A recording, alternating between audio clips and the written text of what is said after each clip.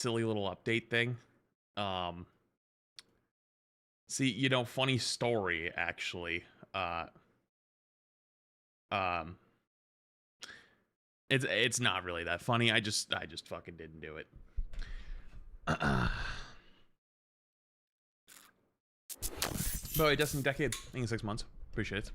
Whatever played Dead by Daylight, I've played Dead by Daylight. Dead by Daylight was, I'm gonna just say this, okay? I got no problem if you like the game, but I played Overwatch for 7 years. I wanted to do more damage to my mental sanity. I would just play more Overwatch. I think it would just, Dead by Daylight would just be anything but worse, probably for that, you know? You know what I mean? After your drivers was live, what's the worst that could happen? Everything would crash. Even people who like Dead by Daylight don't like Dead by Daylight. Yep, that's pretty true. That's pretty true, actually. Hello, YouTubers are filing on in. Yeah. Dead by Daylight players just want to see other people suffer with them, and that's totally fine. I get it. What am I looking at here?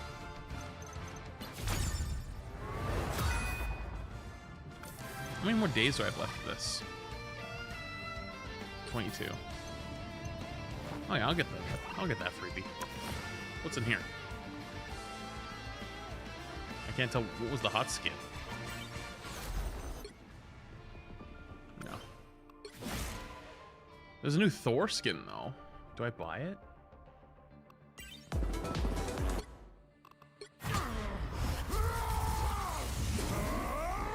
I mean, I do have like, how many units do I have? Yes.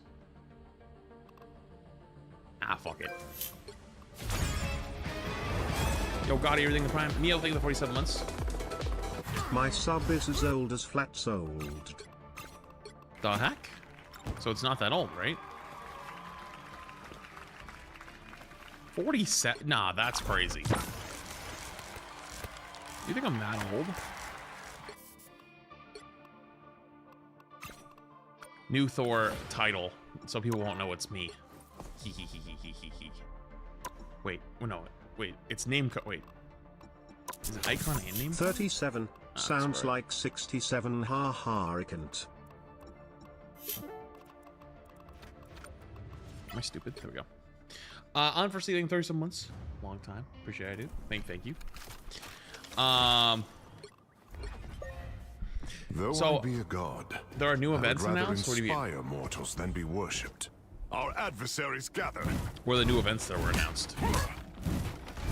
I know there's there's like skins. I can look at that in a minute. But is there other stuff too?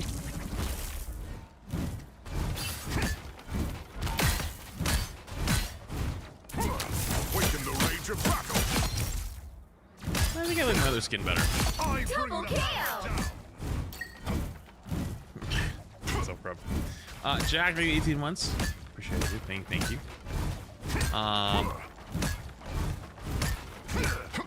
That's fair. That's fair. Doesn't have the frog sound effect on hit. I don't actually like the frog one that much. It's cool, but it kind of annoys me very quickly. The new hero game, Dispatch. I saw it on Twitch, but I didn't know what it was. Turn 28 on Monday, pray for me. Oh, you're cooked. You're 1 foot in the grave. I think that's 17 months. Yeah, I already watched the trailer or the other day. It's drop season. Great time to sub to flats. Oh yeah, true. Oh, the drops right now. I wouldn't. I've been around for a while. I wouldn't be worried. When I would be worried though is come November 1st. November 1st.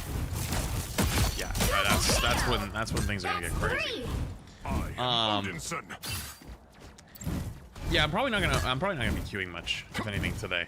I got a little spectating to do, and then after that, I'm gonna let chat take the wheel. What's happening November 1st? November 1st is the start of ad season. I awaken, enemies fall. That's when all the advertisers start paying big money. So it's farming time. Strike, Mjolnir.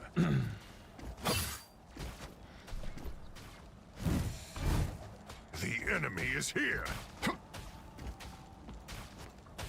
Could we roll for sandwich? I guess I wouldn't be against that. Mjolnir strikes a heavy blow. I wouldn't be against that. Is there other things we could do? Actually, let me go take a little peek. Do we have anything in hot topics?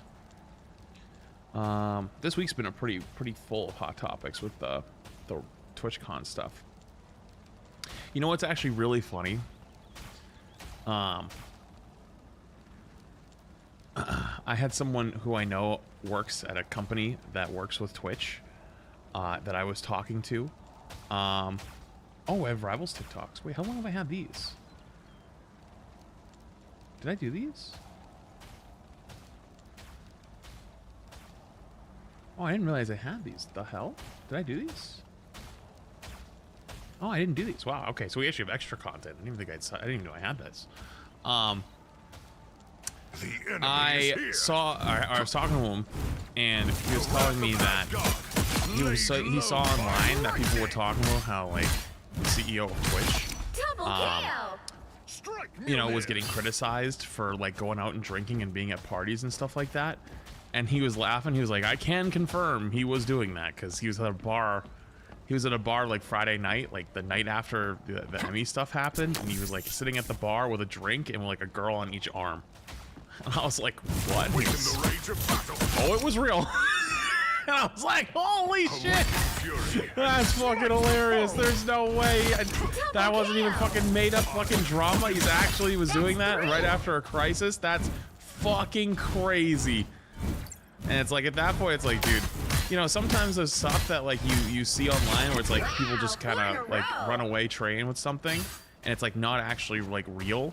I thought that was made up propaganda. I didn't think that was actually real, and it ended up being actually real. That's fucking crazy, especially after something like that. Fucking insane. Yo, by the way, Miss and so did you. Thank you, Miss Jinx. Appreciate the big 5 gifted. Much love. Appreciate you. Appreciate you. Yeah, I didn't realize we had TikToks too. So you know what we'll do? We'll do a little spectate, and I got a little TikTok.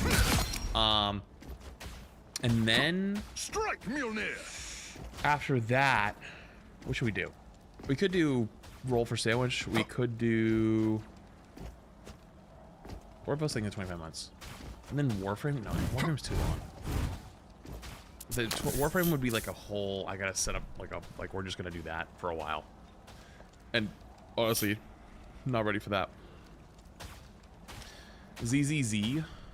Can I be honest with you? I actually stopped doing my dailies. I was doing my dailies almost every single day for ZZZ. And then after I opened up all my gambas, I stopped. It was like almost like completing my goal, you know. It is what it is, you know. It is what it is. Hold on, let me see. Let me take a little browse. Are there any new fun games that are out right now? Is that Fellowship game I saw people playing? What else do we got? Something else.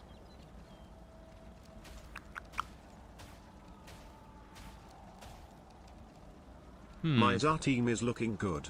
Currently running Heracross, Manetric with Manic Tite, Feral Legit, my starter, with Feral Legit, Talonflame, Gabite, and Charmeleon. Don't plan to keep 2 fire types though, want sick the AK Aces or. And I plan to replace my electric type with probably Jolteon or Electros. Hello Mr. Streamer, hope you have a good stream today. Chat, you better gift subs for Gus treats. Anyway, I have a research report I probably should have started earlier. Totally not. No matter, I always come back just like a certain spring trap. Oh, okay. Also at Dead of Night stream surely within the next 2 weeks, right? Smile. Oh, Dead of Night, I forgot about that actually. Mjolnir strikes a heavy blow. I guess that's something we could actually play. Unless there's some other ideas of other games, maybe.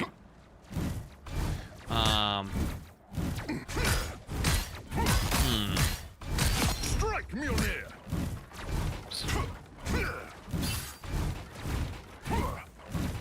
Especially Hoop Superhero. Wait. So a superhero being forced into hero returnment because his suit exploded or retirement, but he gets offered a job to become a superhero dispatcher. It's like a Telltale game. The enemy is here. You know, I'm listening to the gifted. Appreciate it. Maybe. Not a bad idea. Guys, we're not doing FNAF today. I've set you guys very strict rules on how FNAF's gonna go, and it won't stay that way. I ain't gonna change it. Laid low by lightning.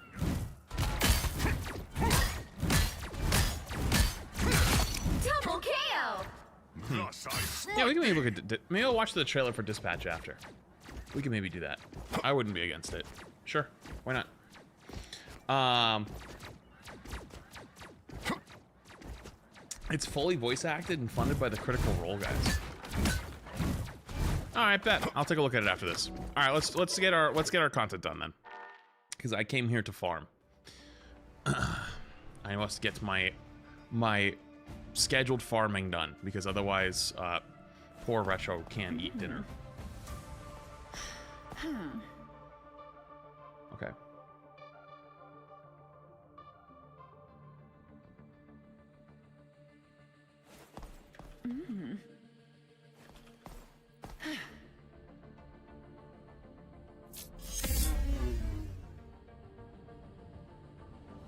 Flats. If you enjoyed Hollow Knight, might I recommend 9 Souls? It's like Hollow Knight and Dark Souls. Extremely good game. That sounds even worse, because wasn't Hollow Knight supposed to be kind of like the Dark Souls of those games? That sounds even harder. But I would probably play Silk Song before that, though. Real talk. Yo, thank you though for the 5. Appreciate it. Okay. Let me see. What do we got here? All right, chat. It's been a little bit, but lucky enough, Retro has been doing some hunting, and we have got ourselves a spectate of the rank 1. Well, I don't know if they're rank 1 at the moment. At time of the screenshot, they were rank 1. AKA eating tacos right now, AKA eating pizzas alt probably. If you don't remember eating pizza, he was our Iron Fist from forever ago. And apparently this match is showcased with a bunch of pro players, and really shows the feast or famine of Daredevil, and how relentless and experienced Daredevil player can be at hunting the backline or 1v1s. I won't read the rest. Actually, I was going to read the rest, but I just decided, you know what, that's actually spoilers, because Retro sometimes writes me little notes just to let me know what to kind of expect in the spectate. So we've only got 1 code, unfortunately. When we used to do this, we used to always do 2, but now spectating is much harder. But fuck it. Daredevil has been dominating throughout the ranked ladder.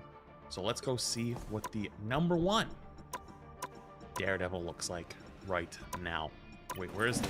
Dude, it's been so long, I forgot what the thing is. There we go. Where is he? Eating tacos, 51-6 down here. Holy shit! And look at this lobby. It's stacked. Speedery's in here. Fraud, tacos, woofles, stinkers.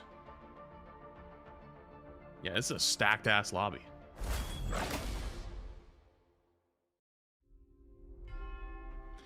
Okay. I might look at it Alfie after. Okay, where is he? Eating tacos. All right. Let us look at our rank 1 Daredevil. There's a beast lurking within me. Don't make me let it out. Don't let me in me. You have to stop them from securing the mission area. Also was, I believe, as long as it's the same person, our number 1 Iron Fist. So they do actually have some similarities in some ways. Immediately goes for high ground contest. You're on my radar. Just keeping an eye on the Wolverine. Doesn't engage him. Knows that it could be bad news. Get kidnapped. Baits the engage. Forces him out. Breaks the wall. Goes back up. Is it backlining time? Also, spends so much of that time without actually having any charges on the E and stuff like that, like the flames. So, by the way, this little reflect, I think took so much damage. Does it actually fully reflect it, by the way? I don't remember, because he has 296 damage. And then after it, shoots up to 462, so basically doubled his damage off the reflect. Namor called him back up. On the hunt.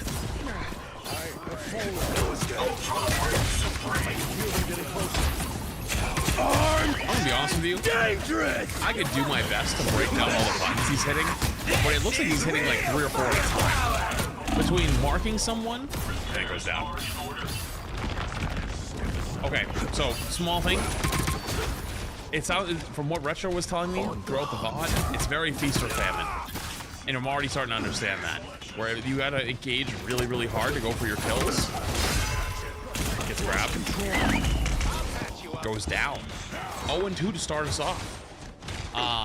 But once you get actually rolling, you go crazy. Sorry, all my audios are all changed because we've been playing other games recently. On the hunt. Wait, actually, if I'm really quiet, you know what it probably is, actually? Hold on. Did Windows do the Windows thing? Yeah, it did. Okay. So, sound alert. I'm going to be loud now.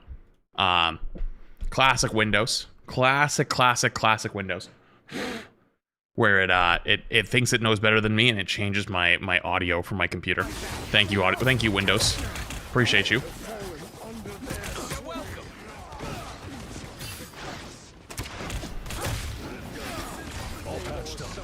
My bad on that. It does that automatically. You're on my radar. Honestly, the fact that he constantly has walls. Oh. The fact that he constantly has walls is actually so busted. Like, especially in these types of games, having wall hacks is so powerful. And I know he's a melee-based character, but it just allows you to, like, know when to engage. You know? Armed and dangerous.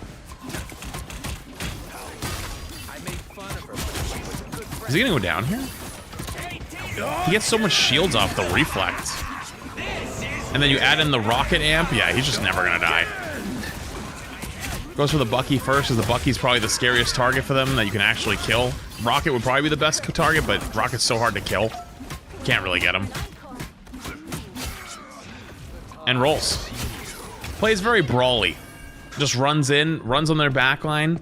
You have to be really good with your reflect though.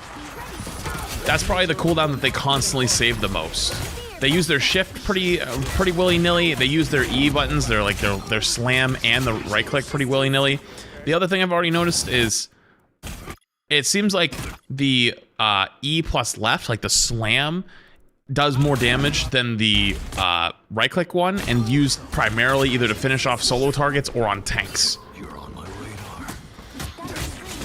Because when I was playing him, I was just basically right clicking only. When I would do E right click, because like the bouncing around, 1, the sound cue sounded fun, and 2, that didn't notice a huge damage change, but it's probably just enough that it's worth doing it as long as you're hitting it directly dead on every time.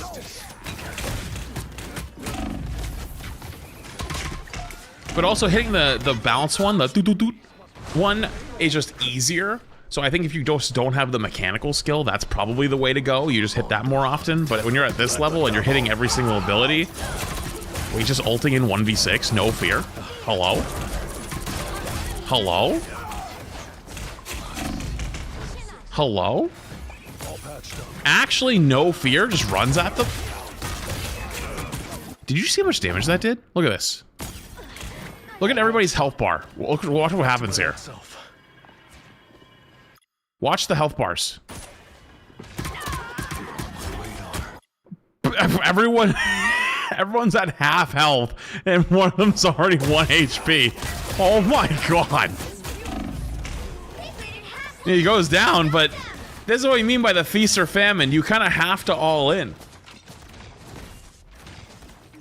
He was damage boosted too? Was he damage boosted? It was damage boosted, you're right.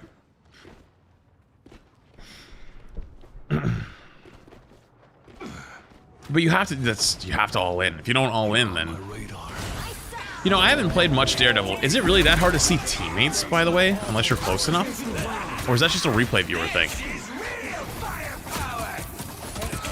Okay, backs away because the rocket ult. There's no way you're gonna get any kills through that anyways.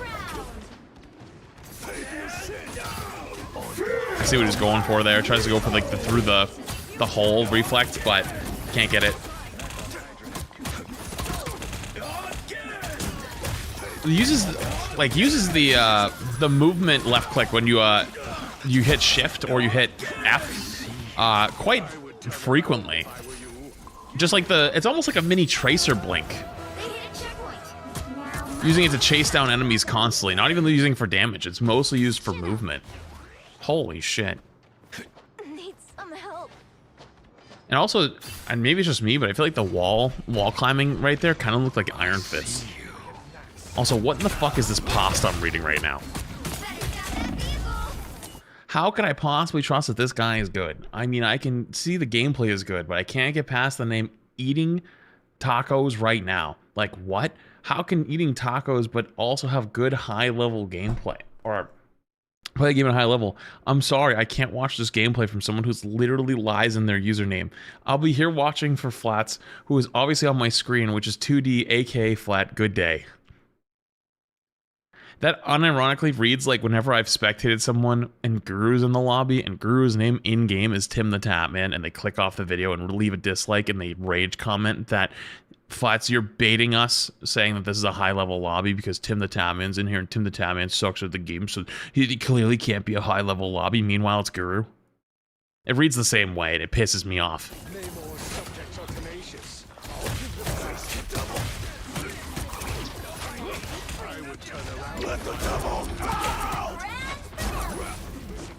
That's tough. Gets caught. Hey, listen. Hey, just so you know, chat.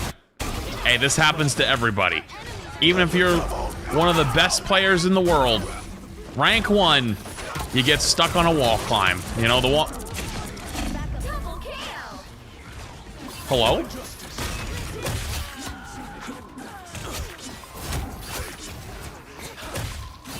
Dude, I knew Daredevil was good right now, but, hello? Someone stopped the cart. Yo, whoever stopped the cart? Oh, it was Speedery. Of course it was Speedery. Yo, good play from Speedery stopping the cart. Good lord. On the hunt.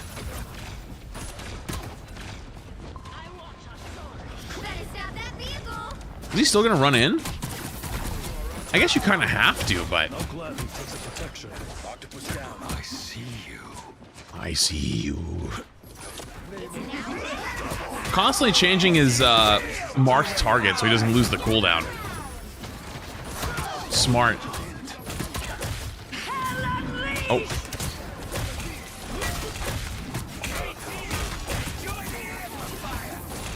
I just realized this is all going on with the Helen Amork team up still in the game. That's crazy.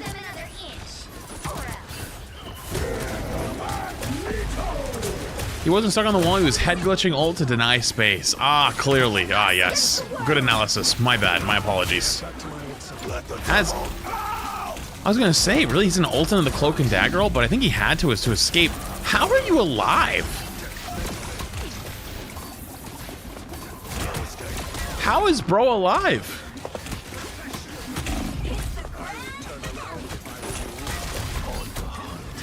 I know hitting the abilities gives you that shield, and that's really powerful, but Jesus! 30 seconds.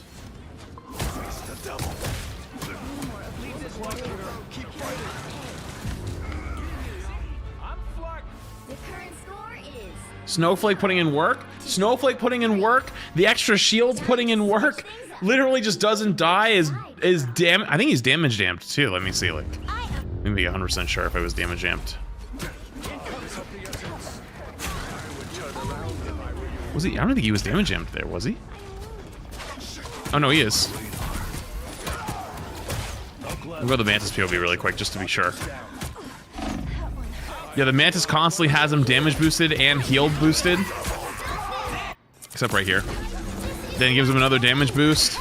Yeah, so he's just constantly damage boosted by the Mantis. The Mantis is just enabling him to just go fucking bananas. Yo, get yourself a good Mantis player. Easiest way to climb, I think. Does rank 1? Yeah. All right, defense time. Defense, I feel like it's going to be harder, right? Because you have to engage so much. 4, 3. Attack, it's easier because everyone's running forward, trying to push the card, deny space. But defense, it's a little bit more sitting back, right? No pulling punches now. I need assistance. At least in theory. Be a superhero. Good bounce off the ground. 1v1 of the century going on in here right now. Forces Speedery out. Wow. Damn, forcing Speedery out of the 1v1 there. That's fucking impressive. Check stats. Stats at the moment. Both Daredevils are both the aces. 27 and 4 with 20k damage. Other side we have 12 and 8 with 17k damage. To be fair though, Speedery does not have the damage boost. So the constant damage uptime is partly why the damage number I would say is slightly higher. The kills though, that's different obviously. You're on my radar. It's got Snowflake. If you're not constantly snowflaking your flanker DPS, like I don't know, you gotta figure that. You gotta figure that out. It's so fucking powerful. That's one of the things that I think I see the lower metal rank players make the biggest mistakes with. They'll pop it on their tank constantly or forget to use it. Only takes 4v1. Only takes a 4v1 to shut him down. I will say though, watching Daredevil gameplay is pretty satisfying. I demand a...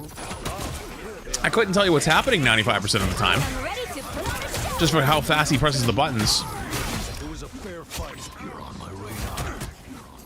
Just combo the Maggle with a slam. Hang on, would the Maggle have killed anyways? How charged was he? I am ready to put on a show.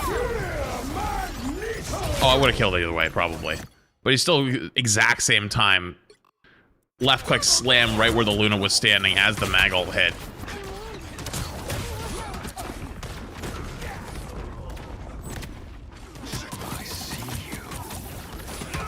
Good reflect. Still going. See, this is where going on defense and holding on defense can be more difficult, I would assume. Because, like, you have to do this all-in playstyle where you're just W keying. But when you're on defense, you're going to extend further and further away from your team, and all I have to do is back away, and then you get in a bad spot. You know? Yo, roll me into like 13 months. Appreciated. Yo, well, thanks, Adventure. Appreciated. You're on my radar. That's so random.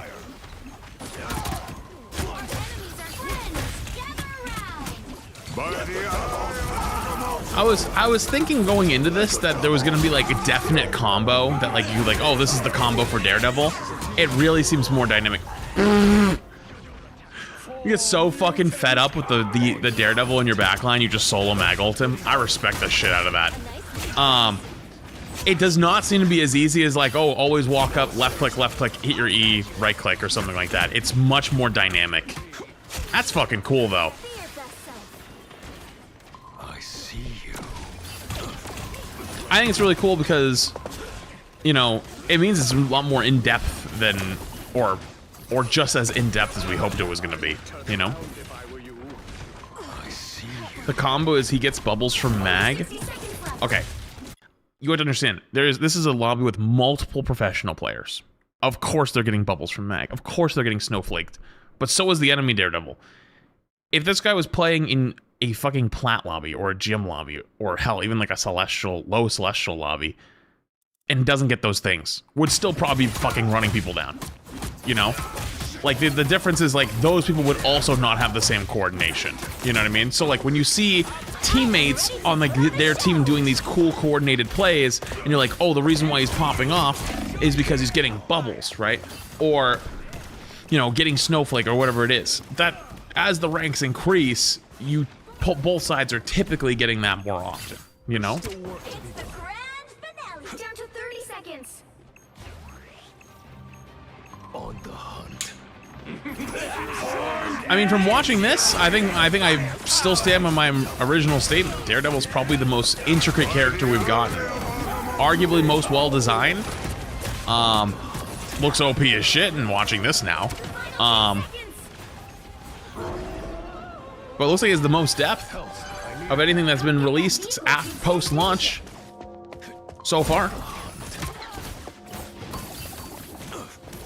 I think he might be dead. No way. No way he wins these. Does he win these? Okay, 2v1 with the Luna. That was gonna be close. We'll see. Knock me out, I always get back up. You're on my radar. Halfway there. Keep going. It's much better. I suck. Wait, what? In other words, pocketing a tank with Snowflake can make a lot of sense in plat if the tank is running the lobby.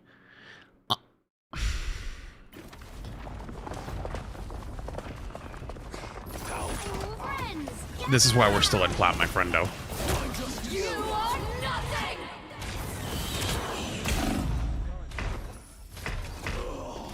Someone scratch my back. We were just being real with you. That's all. Does Speedery just spawn camp him? Yes. But I don't think he meant to. I don't think. I think he just came back late. Because, like, Speedery's looking for an angle on the side here, which is, you know, looking for their back line. Goes for the Phoenix ult. Yeah, they're already on top of the back line anyways. They were already pushed up. Down a few. So, I don't think it was, like, an intentional, like, I want to fucking spawn kill that guy, because fuck him, you know? At least I don't think. I mean, it could have been, but I don't think so. I always get back up.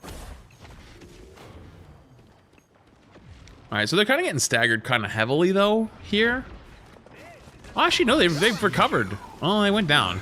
I don't know if they fully recovered here. Their mag's back, but... Hello? Duff. This is real firepower. Only 60 seconds left. Thank God they rocket ulted back, but, like... Dude, watching the 9 million hit point or tick marks of damage go off is fucking insane. Almost there. Hey, Turn team, back now. enjoy the amplifier. A shield certainly wouldn't hurt. I am ready to put on a show. I think he went for the right click, not the right click, E right click to bounce it on everybody, but I don't know if it's bugged or if, like, the range on it is just weird. When I was using him for a little bit, I always felt like I was hitting, like, next to him and it wouldn't go off. Okay, chasing down the rocket like that and actually keeping up with him through the wall climbs, well, that was pretty fucking impressive. I don't know if you've tried to do that or keep up with a rocket like that. That's actually really hard to do. Especially on melee characters. I feel like melee characters a lot of times get shit where people think they're not very mechanically difficult because you're not pointing and clicking and aiming like another character. But to keep the tracking... Oh, goes down. I think Speedery just hit like 2 headshots back to back. Being able to keep the tracking going while moving around like that, super impressive. Armed and dangerous. I demand a retrial. Nice TP. This is real. It's crazy how the regular ranked games this game are starting to look more and more like pro play. Like the organization, just like the little combos that people started doing more. Like the skill curve of this game is increasing so fast. And I feel it every time I hop in and play after not playing for a little bit. I'm like, damn, I'm falling behind fucking quick.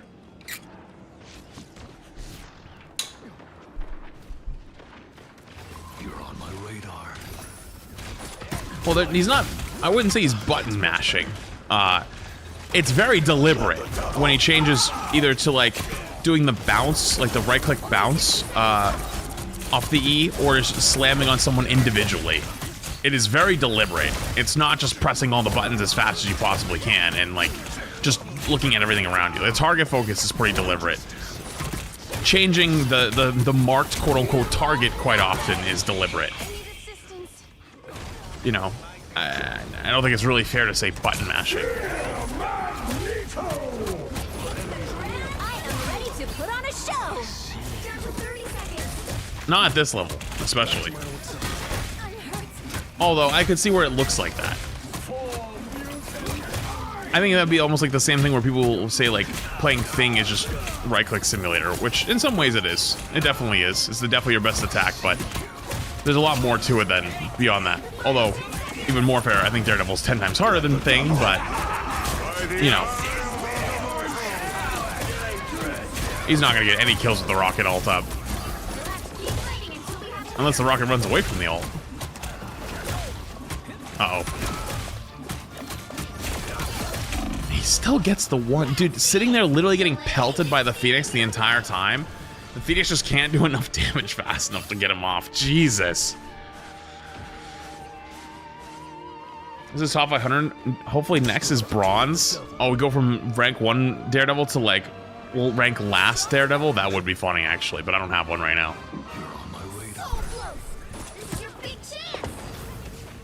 So chases down the flanking Phoenix because he has got the walls.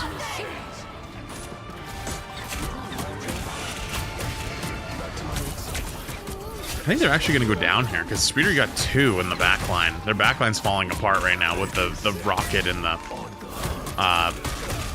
cap. This is genuinely just like 2 teams trying to trade backlines as fast as possible, and that was one where the cap and the Phoenix killed their backline before the Daredevil could kill theirs. The current score is 3-2. Skip ahead. 3.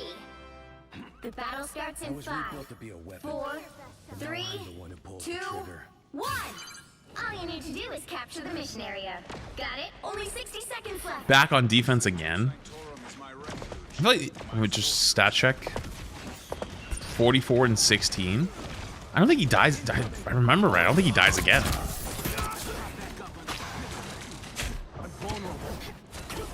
Why is the blind from Cloak and Dagger work? Isn't he already blind? How do you blind a blind man? On the hunt. You know? Just thought about that. How do you blind a blind guy? Just gets so much attention, my goodness. And constantly full HP from the snowflake and from the extra shielding.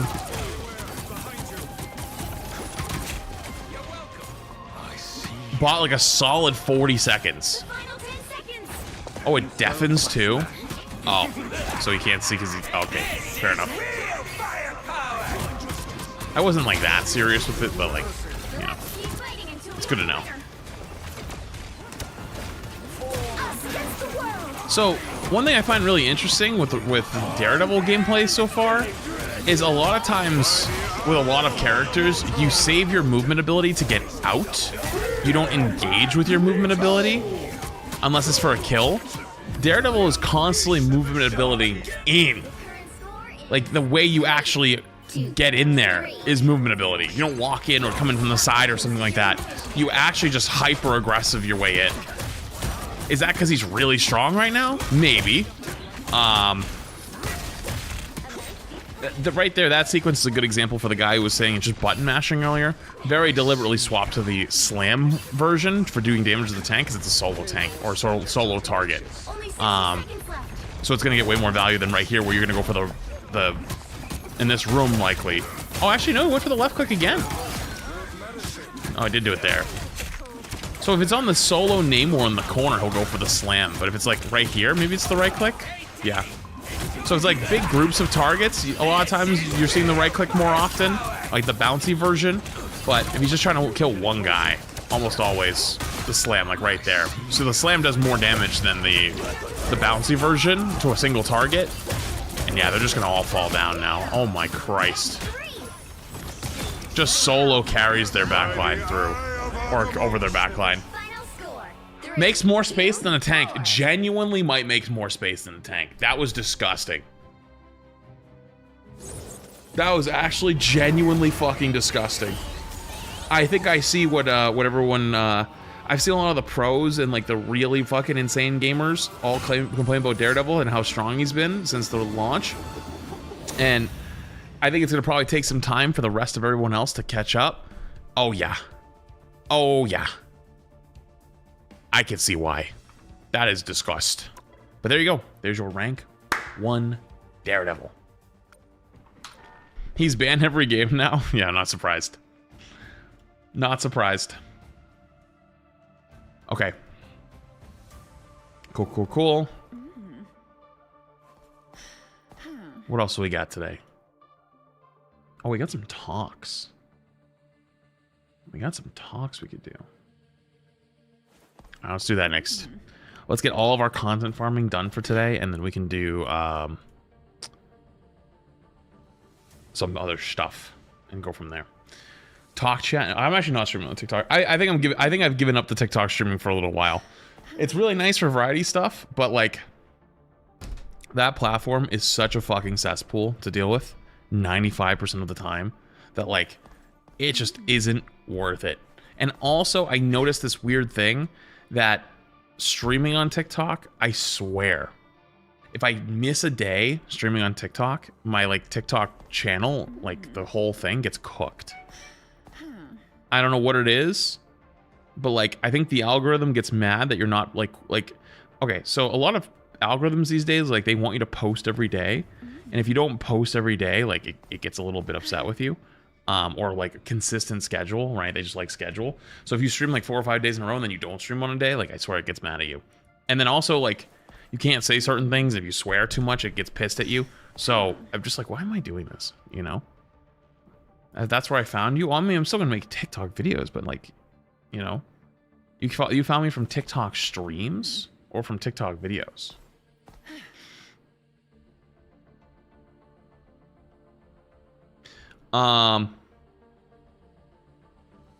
Compile our community crash out video. I don't know even what that would be like. I don't know. That sounds spooky, you know.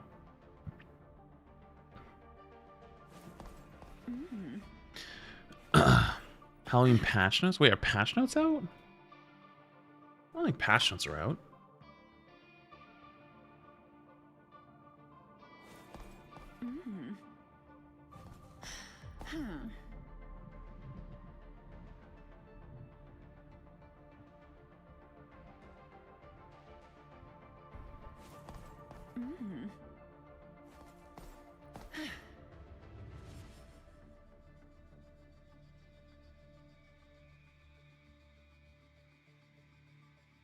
Let me see.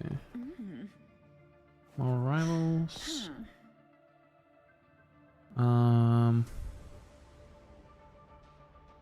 Okay, I'll look at all that in a sec.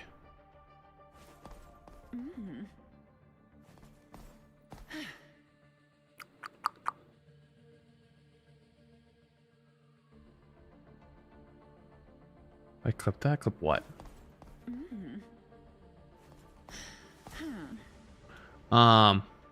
It's just a new event and some bug fixes. Oh, okay, cool. I mean, yeah, I don't really mind. Okay, let me go to the bathroom really quick. When I get back, I'll look at these like skins and if they're whatever the other stuff is, and then we'll do some TikToks, and then I will hand the stream off to chat, and we can do whatever you guys want. Okay, I'll be back 1 sec. The Walk of Shame, by the way, clip? What's the Walk of Shame clip? Oh, hell no, I don't even want to know. I don't even want to know. Be right back.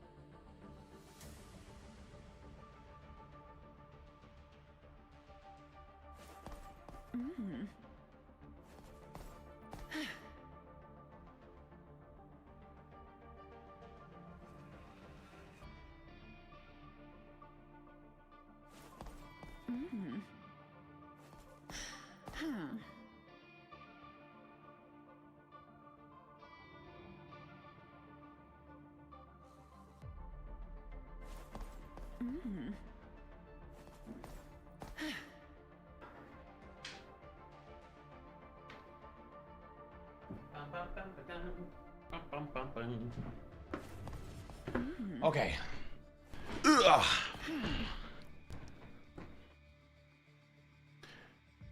Where's Gus? Oh, he's probably around here somewhere. He's here. Okay. Let me do this really quick.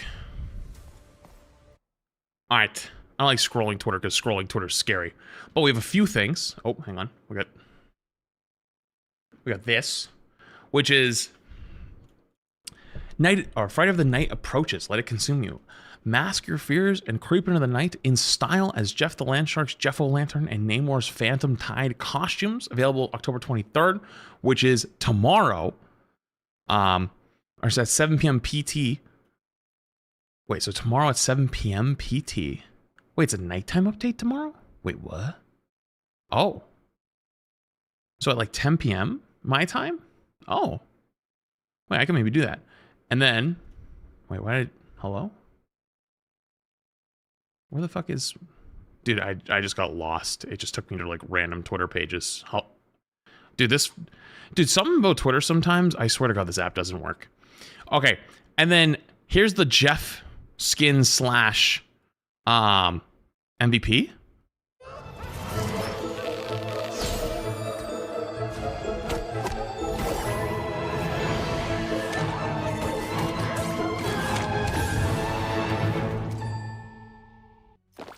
That's pretty cute. I think I told you guys my plan, but I'm trying to get Gus a Jeff costume. That's like what I want to do, but I'm struggling to find one. Oh, that's cute.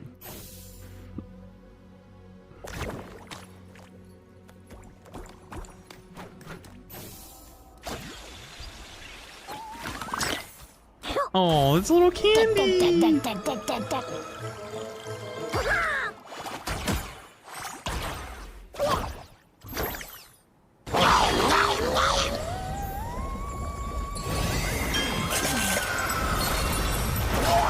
It's so loud.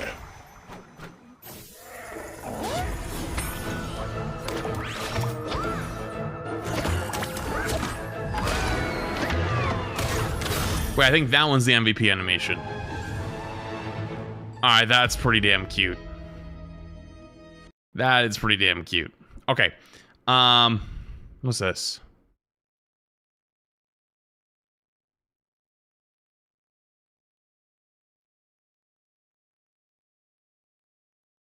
Season 4 content incentive have emerged? What the fuck is this? Season 4 content incentive winner list. Short videos track. Afar POV. Dimension Montero. What the fuck is this?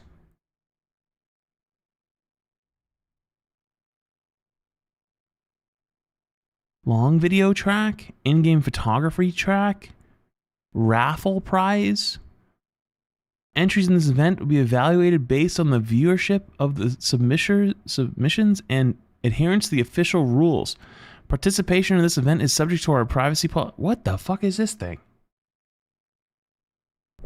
Oh, it's a Rivals contest? The new content. It's a Rivals content. If you want a quick laugh, you should check out Dungeon Soup on YouTube. What's that? It's more Rivals content for new content creators. Oh! It was something where you had to submit videos with their event hashtag. Oh. Well, I guess that's kind of cool. Okay. And then, what else have we got? Grand Finals.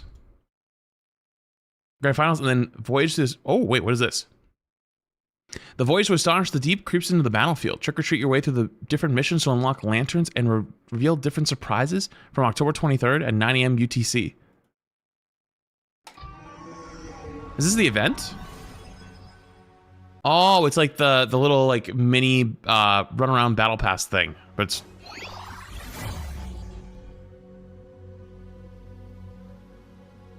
Yeah, like the Black Widow event, you're right.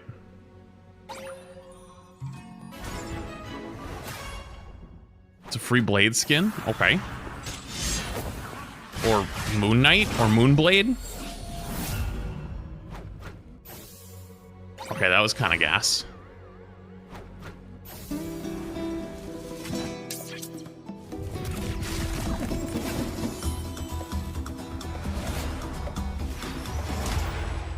That was kind of a jammer.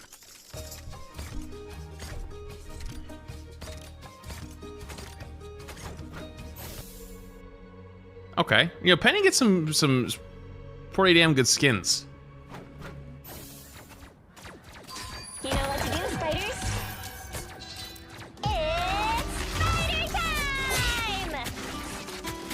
Wait, is this a freebie or is this a paid one?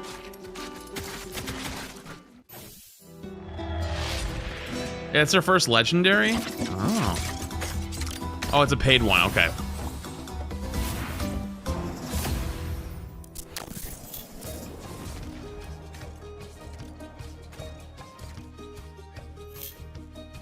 And we had Latin Penny. Okay.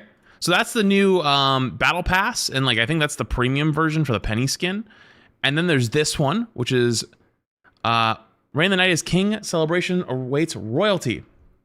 Namor emerges with scaly armor covering his legs and armor, and a massive swordfish skull on his shoulders. So this is the Namor skin.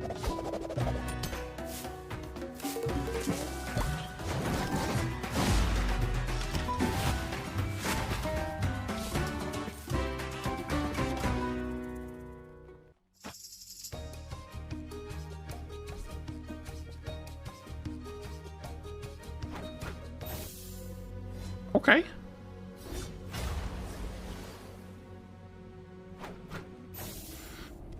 Is it a legendary? I summon the seas!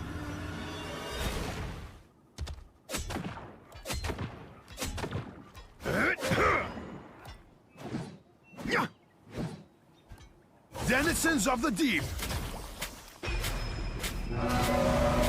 Imperious Rex! Wait, actually good Namor skin.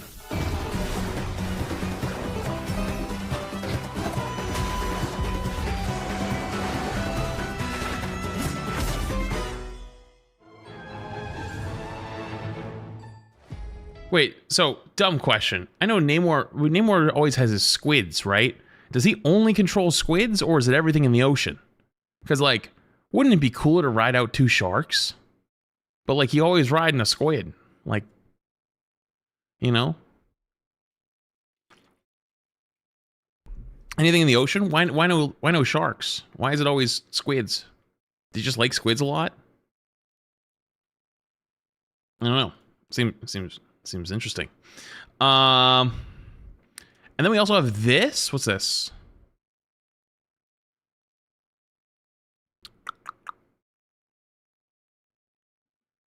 Suit of Rivals, new patches incoming. Get ready for fresh adjustments and gameplay adjustments designed to keep the battle sharper, smoother, and more explosive than ever. So we have the first ever PvE mode, which launches October 23rd to November 14th, which we've already watched the trailer for, and the pre-trailer too. New in stores, the Jeff skin, the Namor bundle, Jeff O'Lantern VFX, and a free emote, Pumpkin Curse emote for all heroes. Did we see a video? Wait, is there a video of the Pumpkin Curse? Did I miss it? Oh, I did miss it. Sorry. The fright lingers in the shadows for everyone. Claim the free Pumpkin Curse emote to spook the battlefield with any hero, night or day. So this is an every hero emote.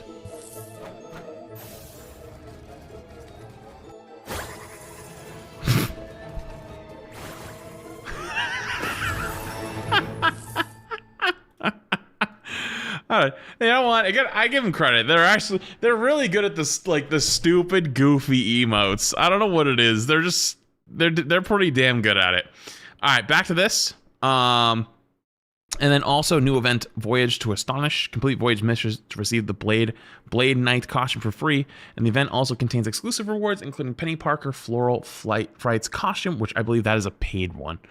Then over here, Ignite's Grand Finals Twitch drops. As Marvel Rivals Ignite's Grand Finals ramps up intensely, we're launching special Twitch drops. Simply accumulate the required viewing time to claim your rewards.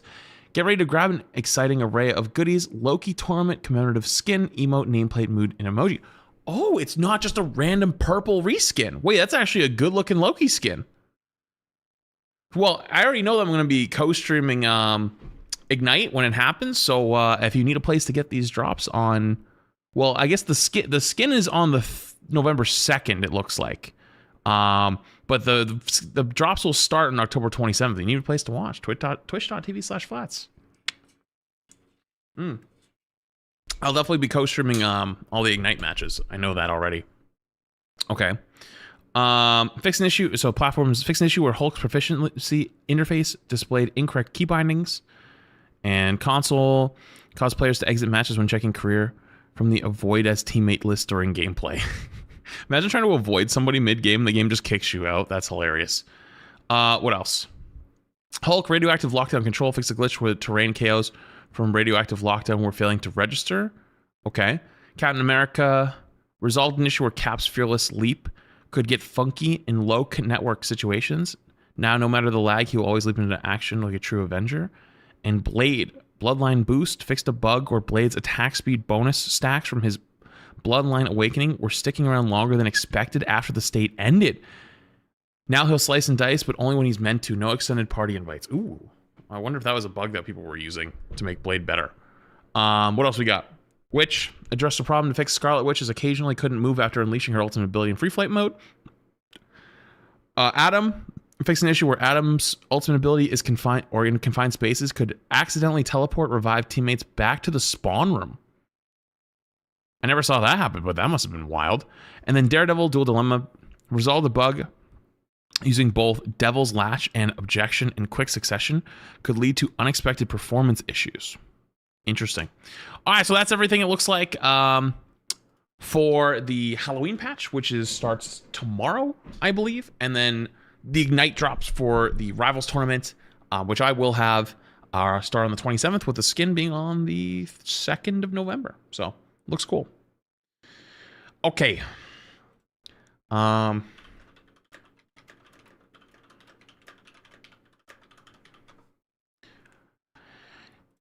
to our last but not least. I kind of didn't know I had these, so works for me. Cool. Let me grab the first one.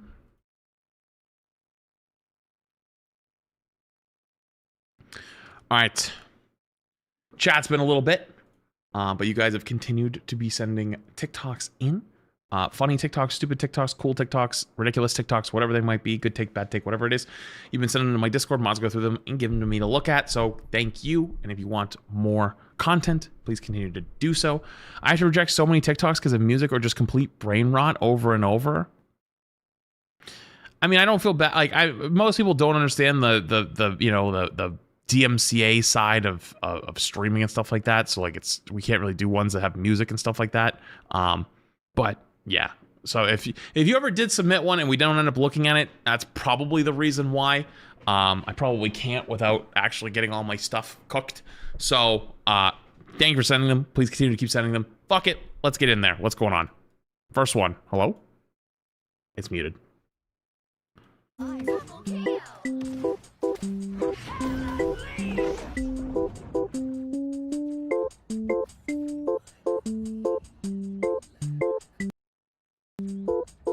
10 out of 10. 10 out of 10 use of free will in the practice range. Also, that Jeff skin is going to be so cool for Halloween. Okay, next. I can't believe I'm saying this, but that flarking rodent actually saved Marvel Rivals. With this post, I declare triple support dead. Nobody's playing that John anymore. The game feels fun to play again. This is the first time there's been a unanimous agreement that the balancing has been close to perfect this season.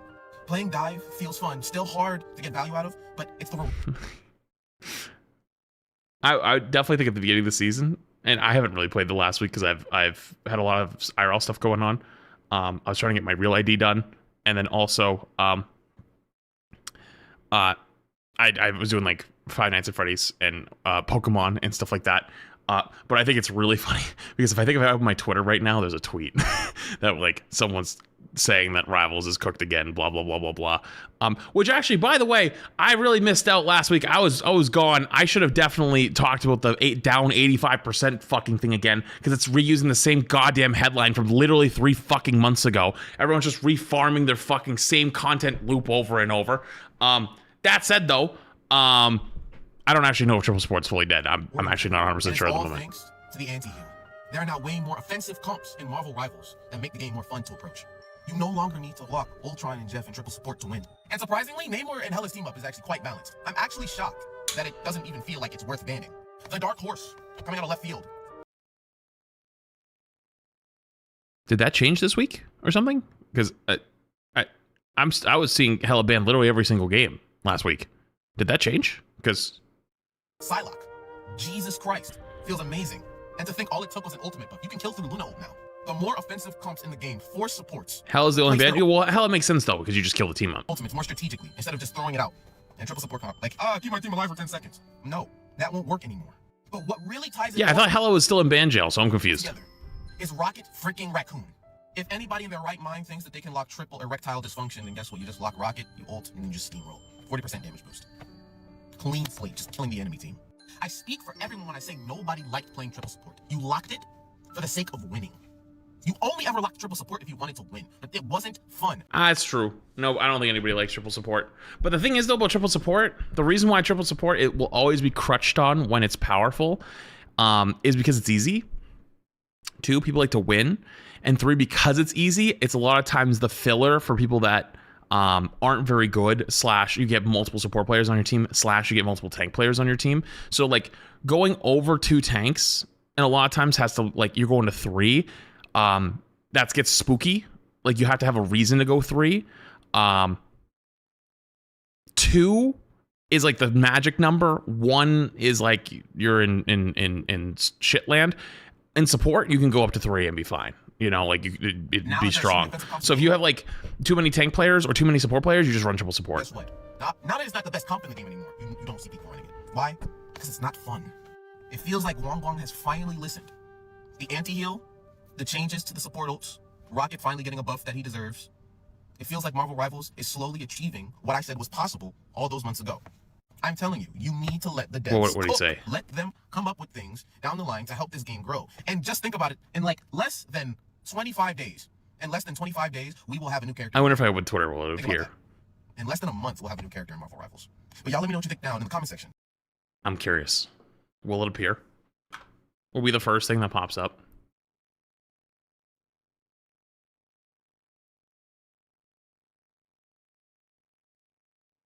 No, because I opened it 2 seconds ago. It moved. Hold on. Maybe a quick scroll will make it appear. Almost a year, were we?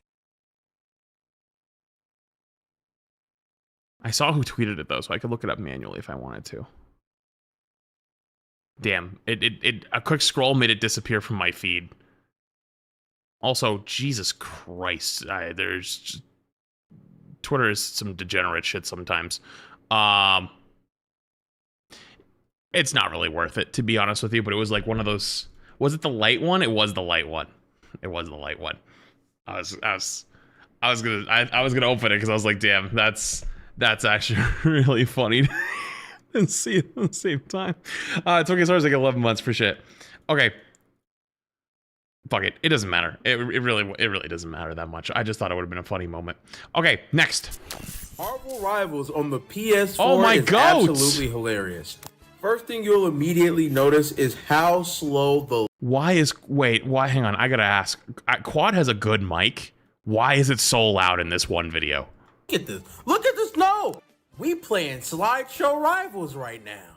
Even the pop. Oh, I saw this. I saw this video before. I saw this already. I saw this. Look at this. No! We playing slideshow Rivals right now. Even the pop-ups on the side are low poly. I genuinely need to know. Yeah, I pre-watched it. What? I watched his video. I watch a lot of his videos when they come across. I think they're good. I'm not gonna skip it for you guys. I gotta know how many people are genuinely playing on PS4. I need to know. I want a number. And I'll be going. How many do you think it is? 5,000? 10,000? 3,000? 20,000? How many people? This is the current gen pop-up. Adam, what did they do to Adam? Why are you Holy shit. Holy shit, when you flip him around. Finally, I saved Adam from low poly. Yeah. Switching from tab to tab is incredibly slow as well. Like, if I go to the heroes and then I float over one. Yep. Let's go to Adam. Yep. Holy shit, it takes years. Instantly load. Dude, do not use a PlayStation 4 in your house with Marvel Rivals if you enjoy living in that said house. It might burn down. Load. Let's go to the practice range. Let's go look at some characters.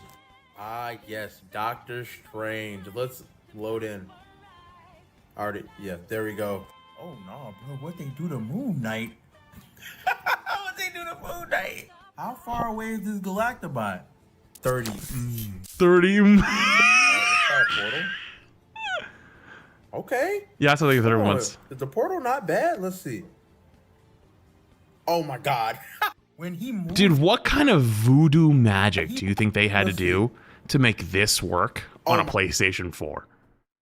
Like, what did they have to do? Like, how many prayer circles did they have to come up with in like the basement of NetEase to make this work? Oh my god. When he moves, he has a little warbling effect over him. Look at that. Oh my god. I even came back to Courage to check. No, that's just the thing on there. Oh, and don't switch characters. You will see horrors unbelievably untold. Iron Man doesn't have hands when he ults. What? Adam doesn't even have a res animation sometimes. Oh no, what they doing to Hawkeye? Rival. What they do in the Hawkeye is crazy. Yo, brother, why are you screaming about ads? Dude, I don't even run that many ads, especially not during drops.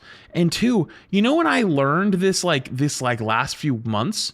Do you know like most of the big newer gen streamers, like the IRL streamers / just chatting streamers / like the Clip Farmer big streamers, you know they run literally 22 minutes of ads all the time? Like all the time? Like consistently. I've only ever done that during big drop days where like I know that half the chat's AFK farming drops because they're just not there. And I'm like, the people that are there, I just tell them like, hey, my bad, I'm running big drops today because there's a lot of people that are just farming. And so I'm farming them. And then I run like 9 minutes on a normal day. And it's like, dude, I could triple that. And like, that's what a lot of people do. So it's like, dude, spamming ads at me on days where I'm like not really even running many is kind of like fucking annoying, you know? Yo, Scarlet, by the way, I think the 20 months, speaking of, Yato thinking 31 months, BCK thinking the 3 months, and Prime, or sorry, Tomo thinking the Prime, appreciate it, thank you. But yeah, so, anyways, I did, perfect video, that was fire. All right, next, is it this one? I'm going to explain why Marvel Rivals supports don't ping or calm when they're being dove in very simple terms. Support do good, support is pillar of team, support is holding team together, support is noticed to be pillar of team by enemy team devises plan to get support out of game. Yo, thanks, to make Trixie. the enemy team strong, they have to target your support. So they do this, they proceed to dive.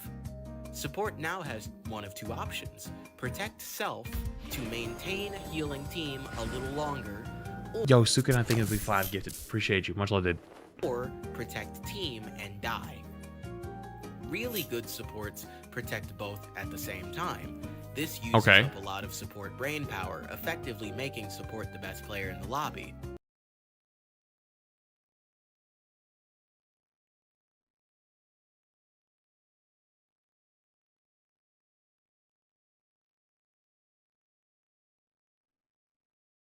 Hang on. I think I misheard that. I'm gonna back up a little bit.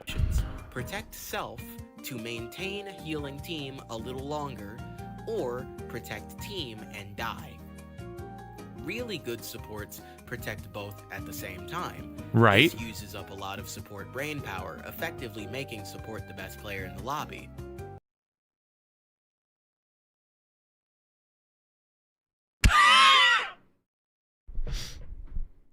This is the biggest self-report I've ever seen in my entire life, and I'm not even trying to flame them individually. Like, I'm just saying, like, this is a genuine self-report because I do this when I off-roll.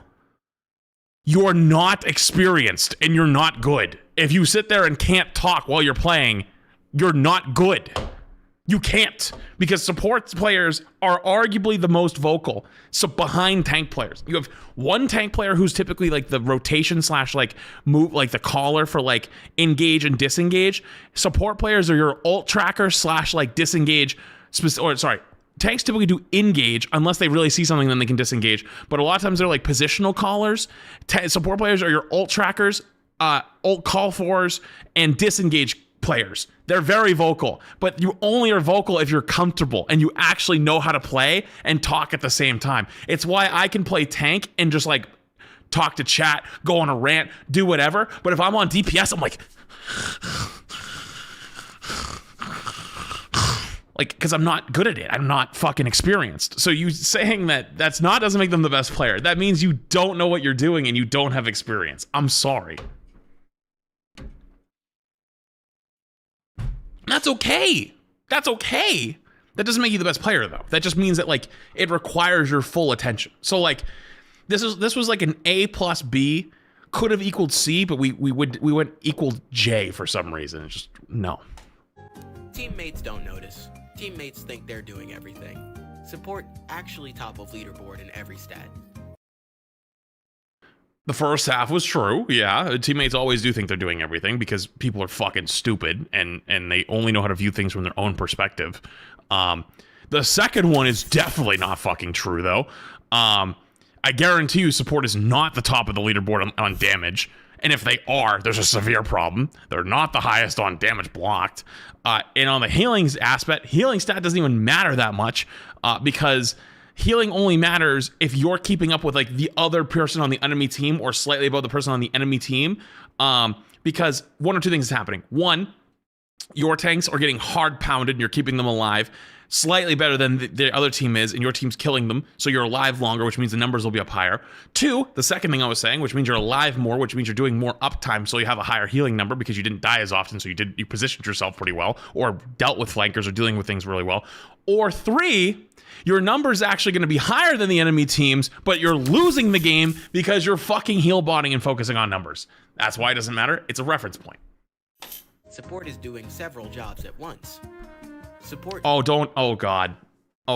Listen, I respect support players. I do. I really do. There's a reason why in most games, like, tank is the most miserable and the hardest to play. Not mechanically, macro-y. Especially at the high levels. Mechanically, it's not close. It's fucking DPS. Like, that's why DPS players can typically play the other two roles very well, because they have to get there, right? They have to get there. DPS players are typically the best players in the game. But if you're talking like trying to do a bunch of things at once, mentally, tank is the hardest, because support, you have better vision. You can see everybody. That's why support players a lot of times get to see the stupid shit other people do, but like people don't see the shit support players do. That's why they get blamed a lot, or you miss the stupid shit. It goes both ways, right? Yeah. Does die. Support cannot survive forever with cooldowns. Support eventually gets solo ulted. Support out of game. I mean, if you're getting solo ulted, okay, it depends on what solo ult, of course, but like you ult back a lot of times. Like, support should be keeping up. Like, support is like some of the first to get ult. So like you should have ult when they have ult, and then they solo ult you just ult back. That's the trade. Team does not notice. Team continues to play as if nothing changed.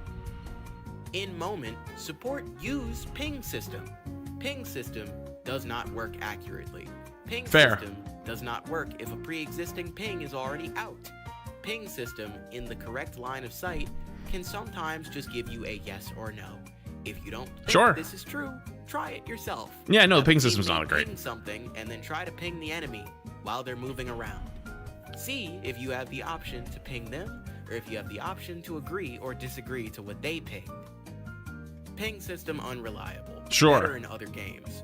Objectively worse in this game. Okay. Now let's move on. We said the same thing like 9 times. Support in comms. Support is getting berated or passive-aggressively criticized for doing their job the best. So does everyone. It's stupid. People shouldn't act like that. It happens, though.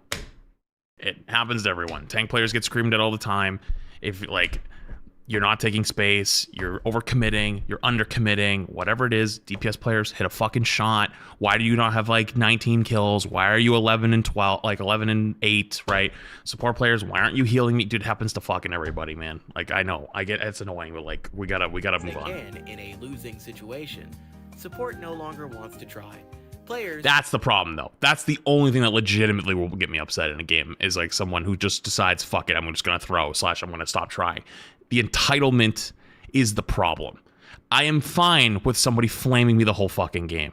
I've been streaming for years. There's millions of clips of me getting into screaming matches with people mid-games. You know what you've always fucking noticed those from all of those clips? I've never stopped trying midway through. I will sometimes go out loud. If we lose, I don't give a fuck. But you still see me running in them down on their backline getting kills because it's me mentally locked in still playing. Verbally, I'm just telling you, I fuck this person. I don't like them. I don't care. I just want to get out of this fucking game. But I'm still going to try my absolute best.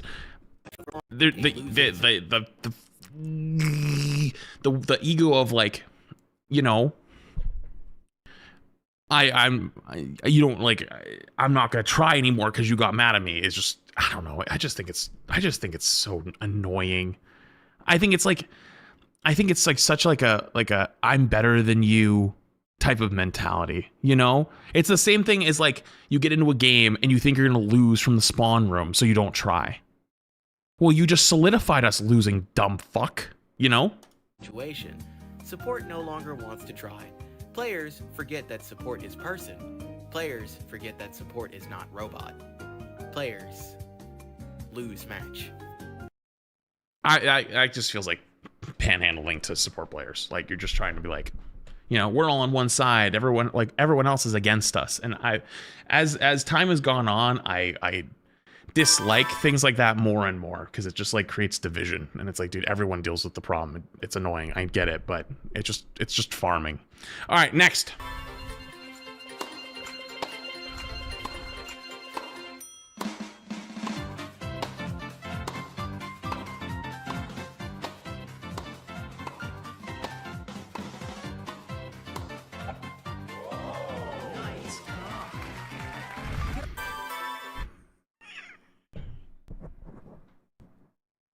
Ten out of 10. No notes. Absolute fucking cinema. There, you know what? There actually, you know what? There should be a fucking a ping pong game mode in Rivals. I bet you could make it. I bet it wouldn't be that hard.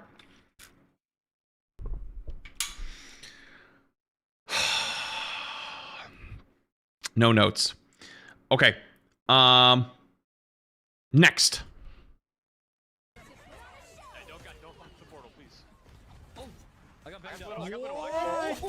No. Wait, Gilbert Noodle? Wait. Who's Gilbert Noodle? I'm trying to think. I feel like I know who that is, because this is Gale's POV. That's not Guru, is it? No. You had to see my POV of that. What? Oh, he plays with Guru a lot. Oh, it is Guru. How's it going? Yeah, it is Guru. Okay. I touched the spawn door. Yeah, it is Guru. Okay. Yeah, that's just a fucking, that's just a Tuesday at Guru Land. Hey, don't fall through the portal, please. Oh no, it's not.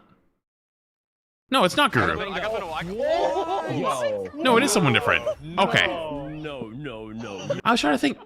I don't know if I've ever played with this person, but I've seen their name a bunch of places. Okay, no. What? I heard his voice though. I thought. Shit, I've seen this. Oh, it is. Chat. Oh god, we can't. Guys, you can't say this is a high level lobby, by the way. You're not allowed to say it's a high level lobby, by the way, because Guru's in here and he's on his Tim the Tapman account. Every time I've ever fucking tried to post any fucking rank 1 content, if Guru's in the fucking lobby on his goddamn Tim the Tapman account, I get flamed in the comments by fucking bots that doubt just like the video, and then they go, "Wow, Flats, this is fucking low for you trying to engagement farm lower ranked lobbies saying they're rank 1. This is clearly not rank 1 because Tim the Tapman's in there and he's not good." They fucking drive me fucking crazy. Now I said that though, now there's gonna be even more of them because like they're gonna meme it, but like before I said it now, it was a real thing. Like go to the old ones, you'll see it. Fuck. In this game. No. You had to see my POV. He took him to hell. That was kind of fire though. Someone clip Gale's POV. Yeah. Was this Scrims? What the fuck was that? Cool. Okay. Next, what do we got? Here we go. Platinum to grand. All right. Also, I'm assuming Random's probably going to break these up into smaller chunks. If you enjoy this content and you want to see more, keep submitting videos to my Discord, because without you, I would not be able to do this type of content, because I'm only 2 eyes, 2 hands, 2 ears, 2 hands, 2 toes. Well, I guess I got more toes, but you know what I mean. So keep submitting in my Discord. We'll go through them and we'll watch them on stream. So let's run it. Platinum to Grandmaster, so 3 ranks, Platinum, Diamond, and Grandmaster. You can now only queue with up to 3 people in your party. Horrible fucking change. Absolutely, still to this day, stupid ass change. Listening to Reddit chunguses that want to punish everybody else's play and be like, guys, you shouldn't be able to play with your friends. And you know what? To the people that sit there and go, oh, it stops smurfing, it stops boosting. No, it fucking doesn't do any of those things, you absolute buffoons. It doesn't do any of those things. But you know what the worst part of it all? Rivals isn't inherently a very competitive game. So why would you make the competitive game, the not competitive game, not be able to play with friends? That's the whole fucking point of this game's existence. If they want a super competitive experience, they'll go play fucking Overwatch. If you want the more casual experience, you'll play Rivals. Taking the way to play with friends and a more casual experience in Rivals is stupid. You know what's funny? In the medal ranks, I think all the way up to Masters in Overwatch, you can play with your friends. You can play with your friends in Overwatch, and you can in Rivals, and Overwatch is the competitive one. Are you stupid? Sorry. Anyways. You can no longer 4-stack. You can no longer 6-stack. From Celestial above that, you can only queue 2 people. It's weird that I thought it was because it made matchmaking far more difficult. The matchmaking in this game is already dog shit, though. It's already dog shit. It's a competitive, it's a casually competitive team-based game without the team and without the friends. Doing this, I think they're doing it to combat like matchmaking, or maybe they're trying to maybe people were catching on like, oh, you can stack and kind of trick EOMM. To do this in a multiplayer game that you want to play with your friends and restrict that seems like a bad idea. Thank you. I think it's just a bad idea to do it to Plat and Diamond, because not being able to play as a 6. Thank you. There's one rank it should apply to. Eternity above. That's it. It's the only rank it should apply to. It's literally the only rank it should apply to. Eternity above. Boom. If you really, really want to be sophisticated, make it Celestial 1. That way the Celestial 1 players that are teetering on the edge of Eternity can't just cheese Eternity as a 6-stack, then go back down and then cheese it back. If you really wanted to be fucking really sophisticated, make it Celestial 1. Boom. That's where it shuts off. That is literally where it should shut off. It's insane. Yeah. It's not that. The only reason it should apply in Eternity, the only reason is because it's such a small pool of players. You genuinely that will put a strain on the matchmaker. It really will. The matchmaker will have a very difficult time, and you will lose to stacks. If you're a solo queue player in Eternity, you instantly lose to a stack, because through the rest of the game, the way it works, up till that point, as let's say you're a plat player and you play against a 6-stack of players on the enemy team, they are likely going to be high gold. And then they'll give your team high plat. They'll give you if you're not playing with a stack, they'll give you on average better solo players, and your solo players will be higher ranked, so they should have better mechanical skill and better better gameplay sense, while the other team will have coordination. That's how the matchmaker can balance it out. At the highest rank, you can't do that because you hit the ceiling. Or a 4-stack. Yeah, that's even crazier. You have 3 friends on and you're all Platinum or Diamond and you can't play together. A lot of us that are ending season in GM and Celestial, we're getting reset to Plat. Right. So we're never going to be able to play with more than 3 people. That's actually crazy to think about. Okay, so I kind of agree with it ruined a lot of the fun content at the beginning of the seasons too. Being able to 2-stack in Celestial and up, because that is kind of a cheat code, if you will. So it's just 6-stack in Celestial, and then you have to play against people that are solo queuing. Celestial doesn't mean anything by halfway through the season, to be honest with you. But at that level, when everyone knows what they're doing in Celestial and up, if you have a team that's locked in Discord, and you have 2 duos and a solo, it's very likely you're gonna lose if you're on the other team. Yeah, that's true. That's true. Celestial, though, as the season goes on, really doesn't matter that much. So, beginning of season, yeah, I can make it more annoying, but everyone's enthralled with the new season's content, so it should balance itself out for a little while. Otherwise, though, I agree. Also, look at them going again. I can't believe it. All right, let's go. Really might have just broke the game. This is the best comp I've ever seen in Marvel Rivals, and it's not close. Listen to this team comp. You have Rocket for the damage boost, which is insane, right? Then you have Loki to copy the Rocket to get a second amp, because the amp is busted like a motherfucker, okay? Yeah, but Loki ult takes 9 million years to get right now.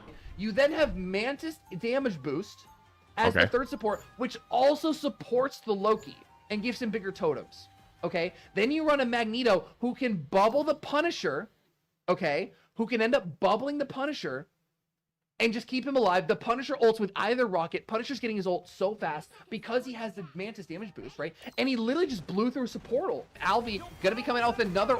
Yeah, but I think that kind of starts to fall apart once you have, like, you're losing the neutral.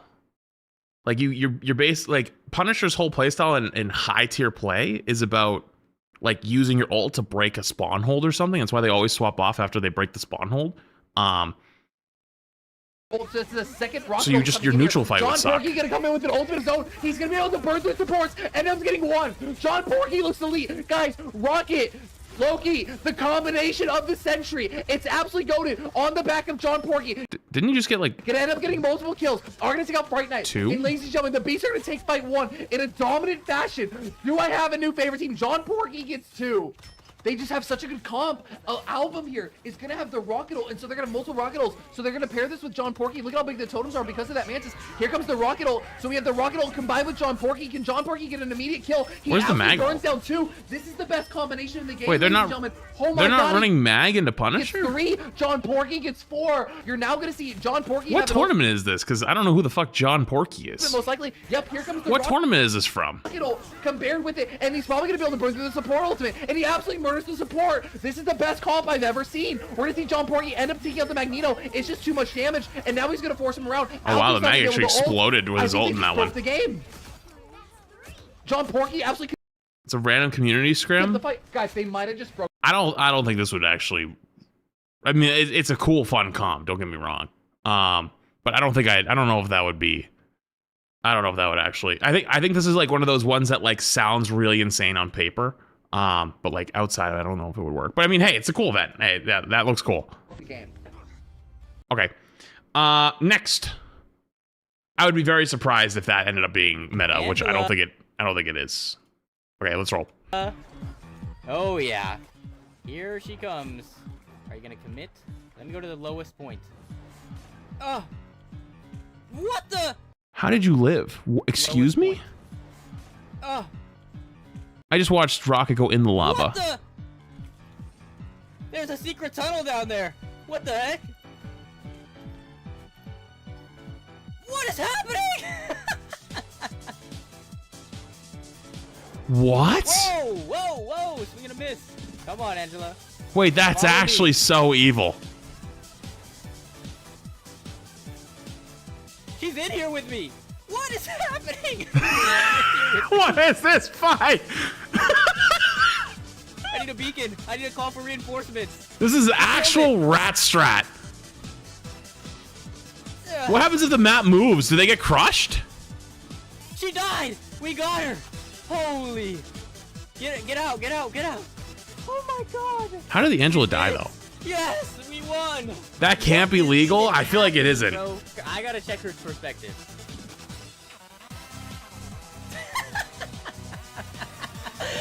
Gonna pop like I was about to pop out like of a Mario pipe, and that's a game. I kind of want to try that no now. one is gonna believe this, guys. Her model was too big. I think they just, yeah, she might have fell out of the map or something. You're right, actually. Holy shit. There's some wild out of bounds areas in Rebels. People are just too busy tryharding to notice. Yeah, you're probably right. That's fucking fire, though. Okay. Next. But I think I see something looking at me through that window. Must be a yokai. I might be a little delusional. I see you. But I feel like Invis probably, now that Daredevil's getting played everywhere, is probably taking a bit of a hit because she's not survivable. Finished. This game feels great to play, but we're not stopping at just fixing and balancing. That's only part of the issue. Oh, it's this guy. Oh, yo, it's. Let's lean back in real quick. Don't go anywhere. Stop that. 2 seasons, 3 DPS, and 1 tank. Supports are starving. I need you all to be completely honest with yourselves and admit that there are no strategist players left in Marvel Rivals. What? Okay. I've seen... Is it not loud enough? Okay. I have seen this somewhere before. I've seen this somewhere before. Not this exact one, but like a very similar one.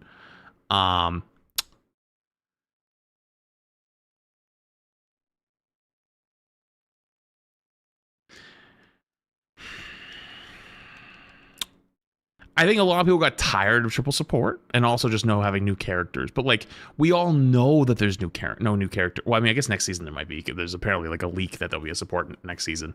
But like, we've been known that, but there's nothing we can do about it. You know what I mean? Like, it's already set that way, which is stupid. What I mean by this is that the concept of a strategist, nobody enjoys playing the role for real. If you ask me, everyone is feeling, and I can prove it. When you look at a Lord Luna or a Lord Mantis or a Lord Ultron, that is not someone that got that Lord because they like playing the character. That is somebody that does not like the fact that they have to fill, but will fill anyway because they like to win more than they lose.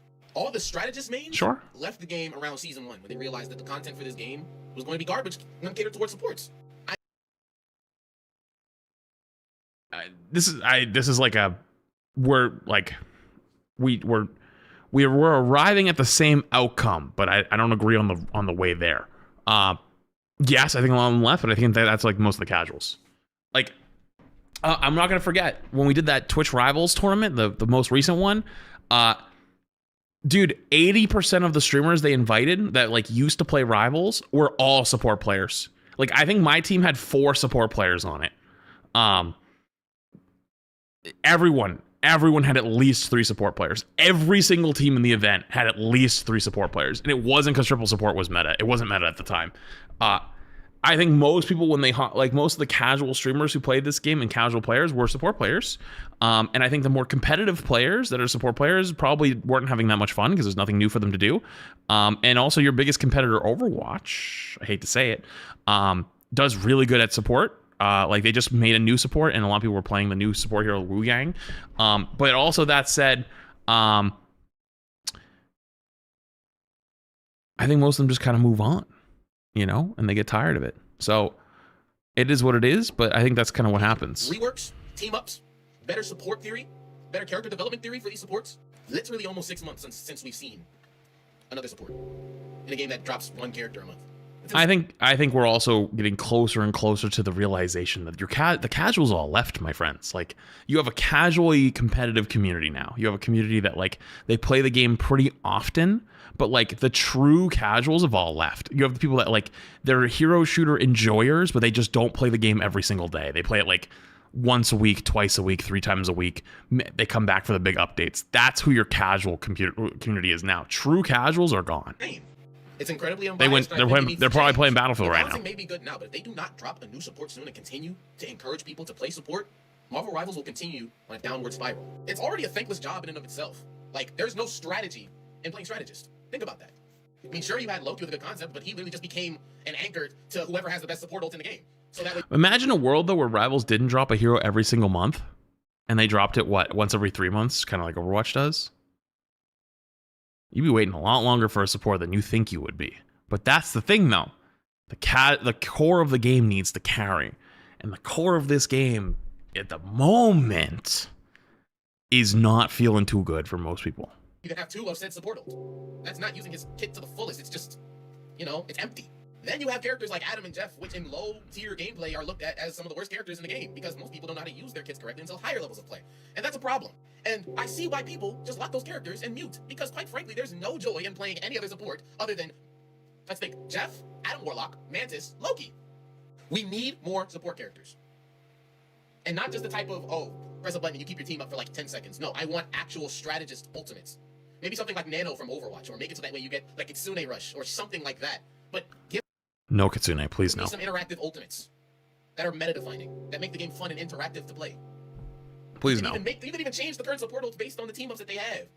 Like, let's say you have Luna Snow who has a team up with, let's say, Daredevil, and she loses the ability to give like healing over time, but instead her ultimate just gives an insane damage boost and speed boost. That'd be insane. I like that.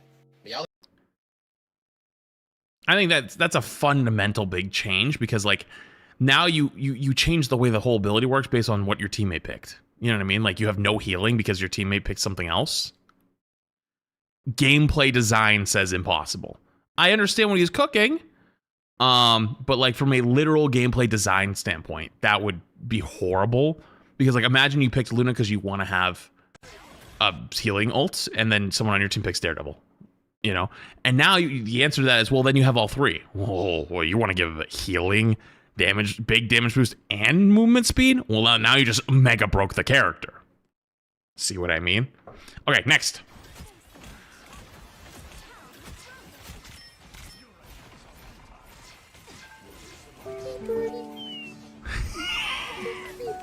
Look at them, they're so nice.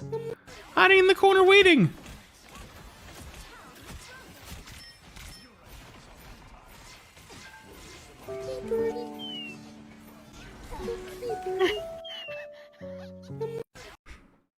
At least they were patient. Yeah, they were patient. That's kind of cute. That is actually kind of cute. Yeah, I think that's just like a little, like, sometimes you just gotta look around a little bit more. But hey, I think that's happened to everybody. I've done it when I've played support. It is what it is. Time when I was working at I thought this was an ad for half a second. I'm gonna be completely honest with you. I thought I clicked on the wrong thing.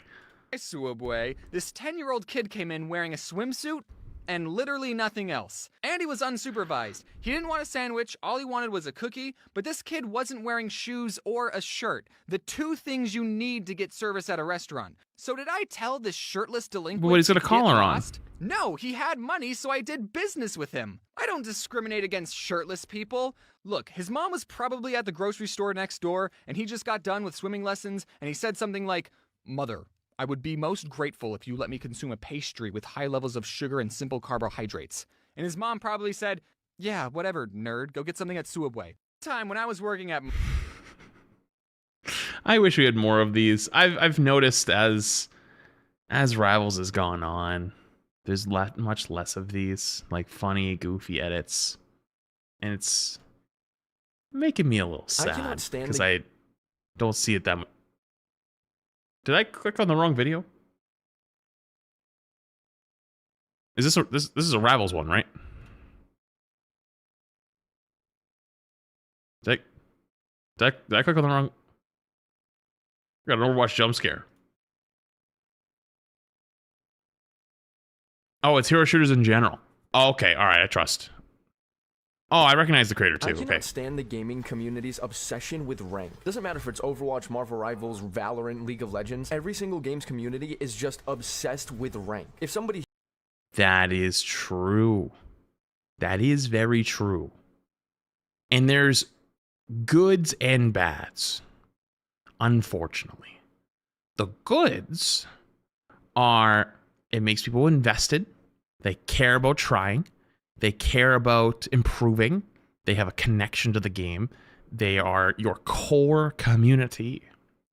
Where it can also matter is, on average, I would trust someone who's consistently top 500's opinion on ranked or opinion on balance over someone who casually plays in gold.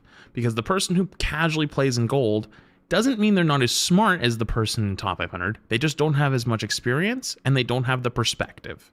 So that's why on average for a long time, people have always looked towards higher ranks, and that's why a lot of games developed top-down balance. As the internet's evolved in the last few years and everyone wants to be heard and everyone wants their say and everyone believes that they're the one that should be catered to, that foundation has been shook quite strongly. With goods and bads, because like sometimes they do go a little too hard when the top down, and it will break things at the lower level and it ends up making it not fun. But on the opposite end, it has also created this culture where unless you are number one, your opinion doesn't matter. And like, that's kind of stupid too. Here's a take that they disagree with, they'll just try to insult you and call you a low-ranked player. If someone goes into a streamer's chat for the first time, the first thing they say is rank, ? It's to the point where you will have plat players. Can I be honest with you? One of the best things about not streaming Overwatch that much anymore is I don't get the rank check all the time. People always, all they ever were obsessed about after like so many years of Overwatch, they'd ask rank. It doesn't happen nearly as often in Rivals. Oh, I gotta say, it's been like a weight lifted off my shoulder. It doesn't happen. I don't know, maybe it just doesn't happen across the board that often anymore, but my favorite thing during Pokemon ZA of all games were there were a couple of first-time chatters coming in and asking ranked, ? Did they really? I missed that. Yeah, the variety definitely helps too. You're right. Calling the top 2 or 3% of the player base low elo. There is so much insecurity. True. Dude, there is, like, okay, in Overwatch especially. Okay, it's different now with Celestial. Or not Celestial, sorry. Champion. But, like, God, like, Masters being shit. Yeah, that's real. That's a real thing. And it's all perspective again, right? Like, I'll never forget the day I got called hard stuck top 500 in a ranked game, and I was like, thank you? Like, I was like, in gaming that people just need everybody else to think that they're so good. That's one of the reasons that people will always ask streamers rank ? Or like they'll hear a take and ask like, what's your rank? What they're really asking is, tell me if I should agree or disagree with what you have to say without even listening to what you have to say. But here's the reality. True. If something you say is correct or makes sense, then it makes sense regardless of your rank. And the opposite is true. If you say some nonsense, then it's nonsense regardless of your rank. And while we're on the but most people don't know how to argue what their thing is right or wrong. It's like, it's been one of my gripes with content for years, is because anytime someone says something stupid and I will rebuke it and I will talk about why I think it's wrong, they will just come back and go, well, no, you're wrong. Or like, shut up. You got anything else? And it's like, never do. The same thing is true about what role you play. Every argument starts with, as a tank player, as a support player, as a... Oh my God, jeez, this is actually cooking. I don't care what rank, what role, what character you play. If something you say makes sense, then it makes sense regardless of if you are a bronze Mercy player or a champion Tracer player. I cannot stand the... True. Oh my goodness. Like, I was talking about Thing recently and how he's like arguably the worst tank right now in Rivals. Because he just doesn't have a place and like he's just not really that powerful in the meta.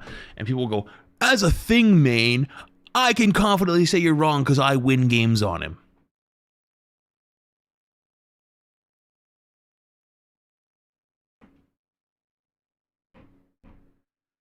As a human being, shut the fuck up.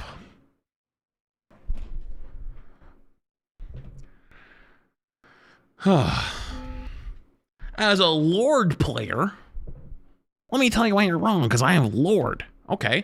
How about I'll tell you why you're wrong, because it doesn't have the survivability, doesn't fit into the meta because most of this kit revolves around anti-dive or /dive. The cooldown adjustment, it doesn't make sense as opposed to Emma's, which has a much stronger durability and also has range and also has harder CC, hard CC, and ult is arguably more useful because it's instead of one button that waves out, it's a moving ult that denies space.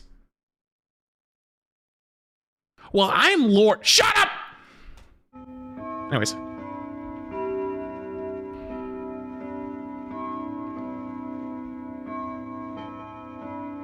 You know, I didn't like this map when it first came out because the clouds have grown on me. They're actually kind of fire.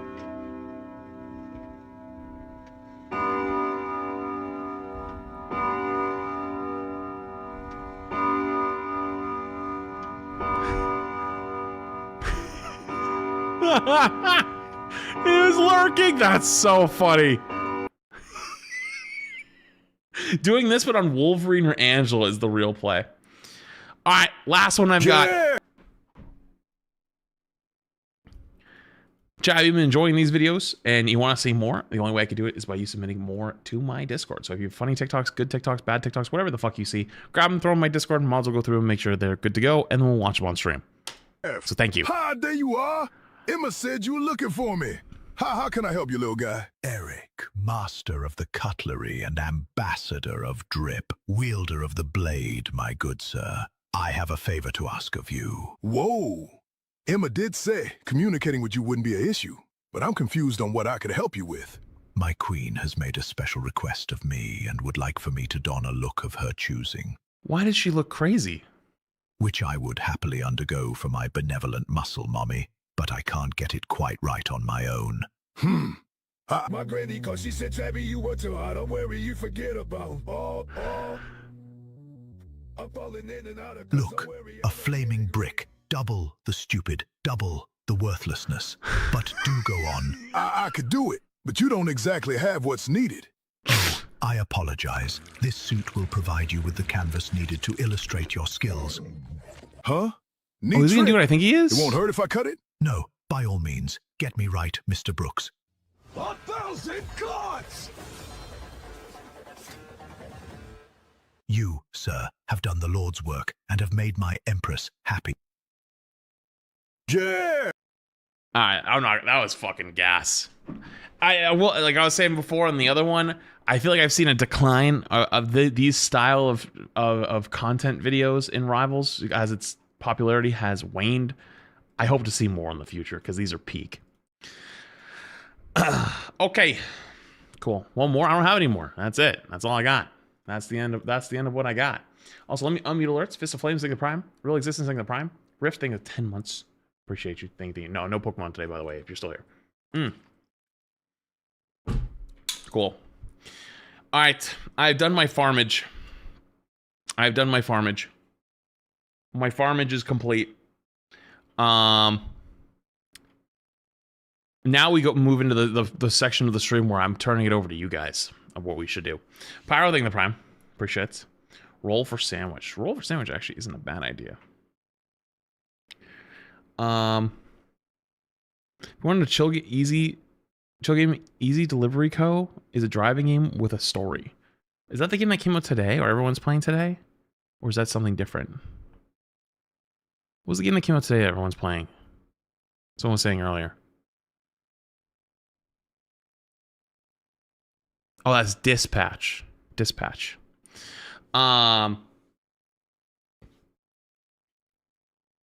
What'd you say it was called again? It was called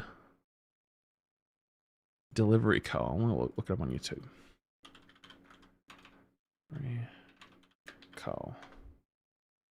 Delivery Co. Is this it? Official reveal trailer? Oh dear, 9 months already. Thank you for everything, and see if I don't join that often. Yo, you're eating the 9 months. Appreciate it.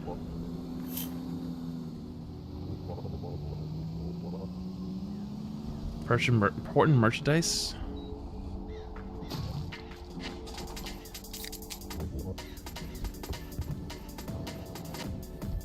That's a cute game.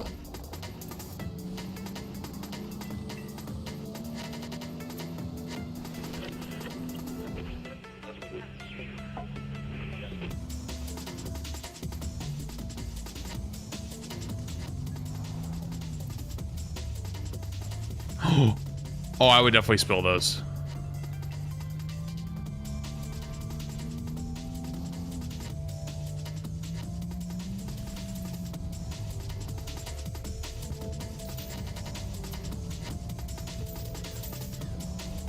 Is this my truck? No, mine is much bigger.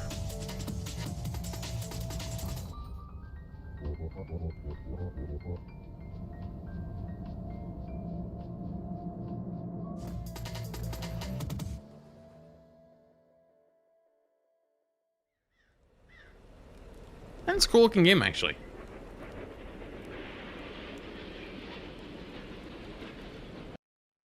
Cool looking game.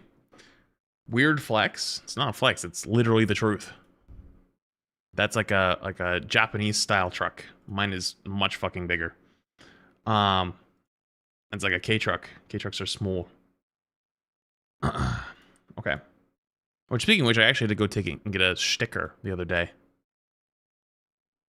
What can I click on? What is this? What is this thing? Oh, okay, it's the screen. If you want another chill game to play, Neva is a 4-6 hours of peak. Neva? I type with a C. Whoops. Neva. Oh, I've seen this game. This one, right? I don't think that's what I'm not really looking for this vibe right now. I was just like looking at a chat suggestion, but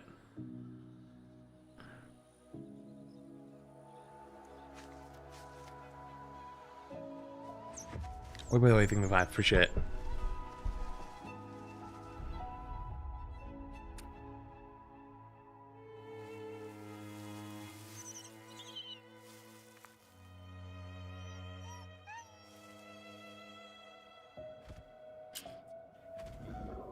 RV There Yet? Wait, is RV There Yet the game that where you like drive an RV with your friends? Hold on. RV There Yet?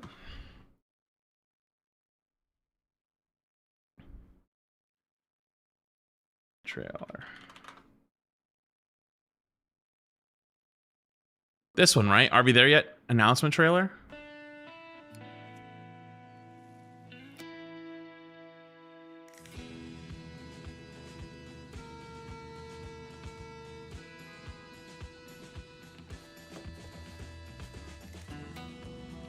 This does look like Peak, but I don't know if it'd be fun by myself.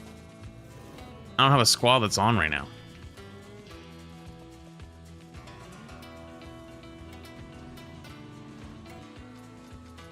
Get friends? That's harder than it looks.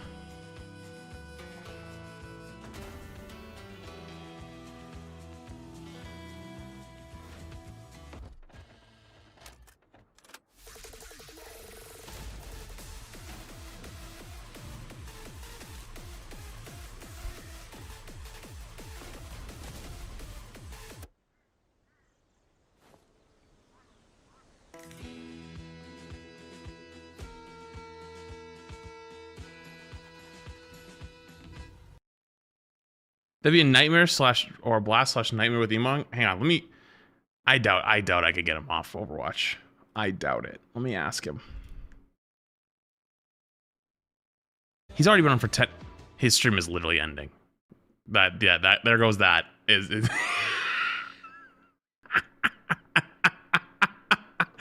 yeah, there goes that idea. That idea is out the window, gone. I wouldn't be against it though. It's actually not a bad idea. Well, he did get off Overwatch. I guess he did technically get off Overwatch. He just got off everything for the day. That actually is not a bad idea though. Well, I mean, when we do it though, I guess we could do it tomorrow. Well, tomorrow's the new rival stuff. Eski's playing Deadlock. Yeah, Eski's gonna play Deadlock. She's not gonna get off that. Let me see. Wanna play RV There Yet? I'll send him that and see if he says anything for later. Oh,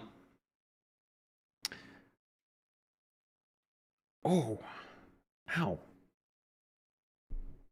Maybe a day in the future? Yeah, I wrote it down. I wrote it down. What else have we got? Let me see. I could play the Dead at Night again. Maybe. I wouldn't be opposed. Although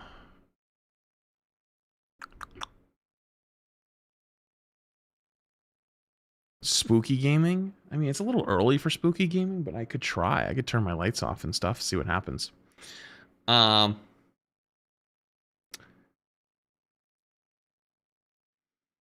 What do you think of the rival skins for Halloween? I think they look good. I think they look pretty good. Let me see what else we got. Anything here? I'm just scrolling Steam at the moment. Wait, there's a World of Tanks 2.0? Did they do the Overwatch 2 thing with World of Tanks? We request adding Poppy Playtime to your horror game shenanigans list. What the fuck is Poppy Playtime? What is this?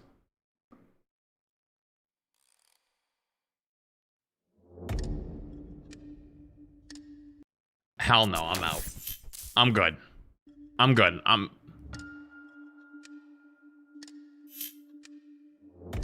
good. I'm actually all set. I don't know about this.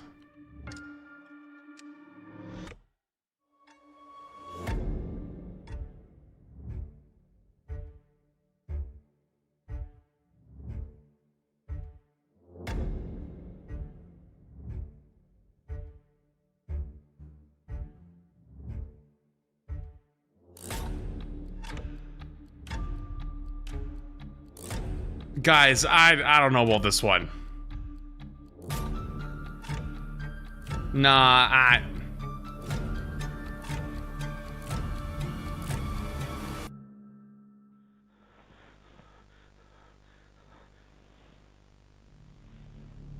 hell no. I feel like I'd be pooping myself. And saying this as someone who hates horror, it's not that scary. All right, I'll write it down. Actually, you know what? It's a free game, right? I'll add it to my library right now. I added it to my library. It's in the library now. There. That will not. It won't be a right now thing. Not right now, but I will write it down as a maybe in the future. The trailer is scarier than it actually is. Yeah, I don't believe you guys. You guys have lied to me at every turn during FNAF. I do not trust you for absolute shit. I don't trust you in any way, shape, or form anymore. None of you.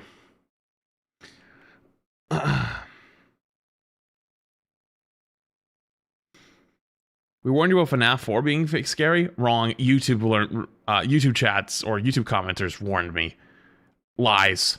Also, hang on. Let me take a look at Hot Topics. Do we got anything cool in here? I haven't looked in a bit.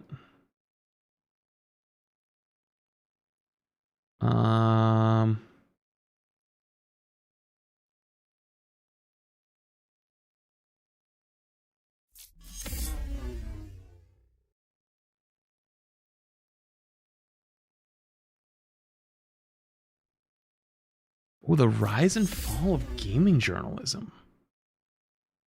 It's an interesting looking video. Game you could try is Decimate Drive or more eerie game like the Chilla's art series.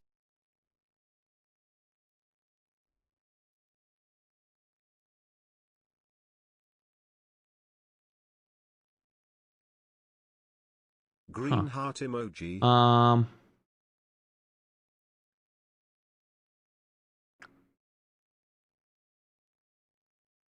Lies? Chat? Never have we ever cack.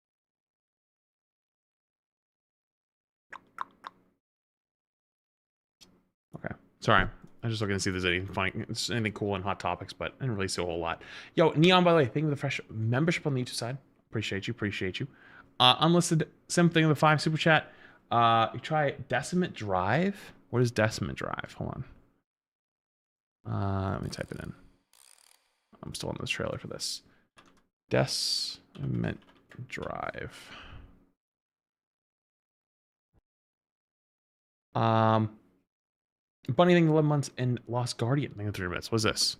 Decimate Drive? Almost 2 years. You're just getting chased by a car? Oh.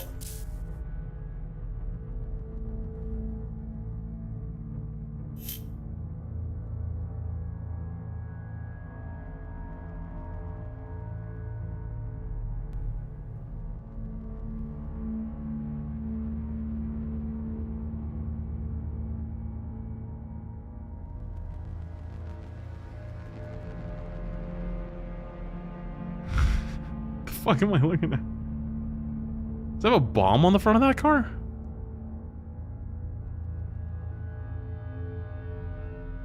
Is this what walking in America is like? Yeah. Okay. It gets old pretty fast. Or is it not very good? I mean, it has very positive reviews.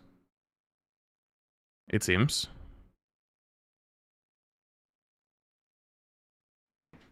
I'll write it down. I'll write it down.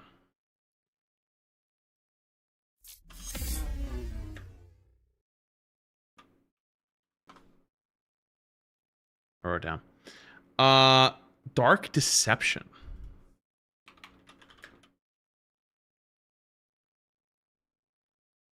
Oh my goodness. What in the fuck am I looking at?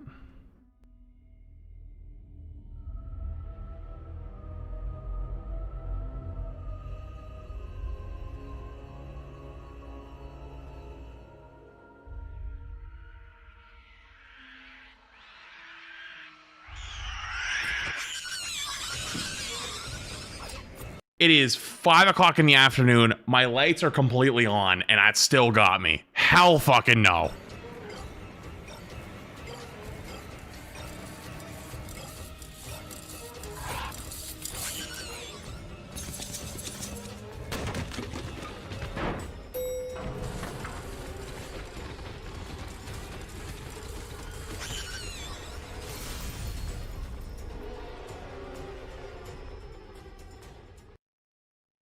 Okay, that I don't know about that one, Chief. I'm gonna be real with you. I don't know if that one's for me. I'll write it down though.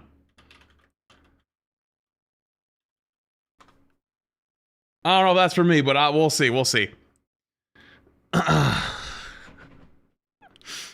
Oh man. Inscription? What is inscription?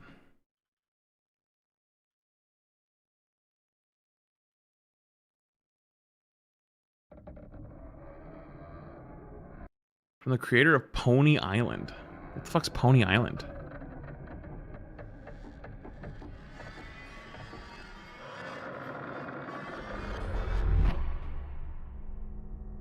I don't like that that got me. I don't like it. I don't know.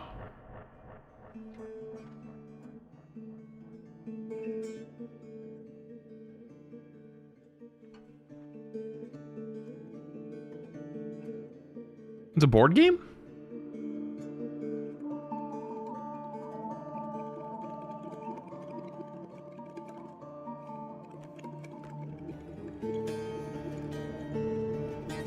Oh, it's a card game.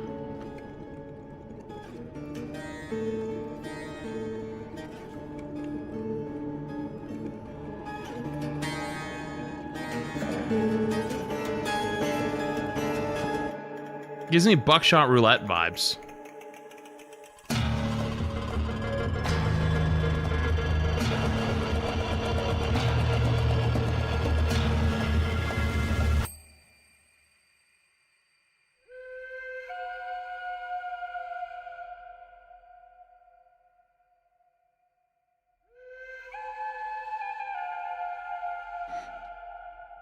I'm not a huge card games kind of guy, but I'll write it down.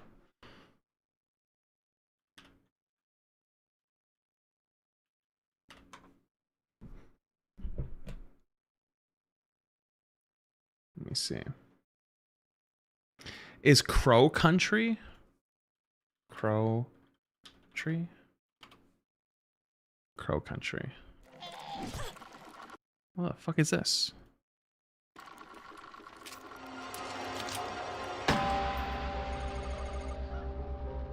My name is Mara.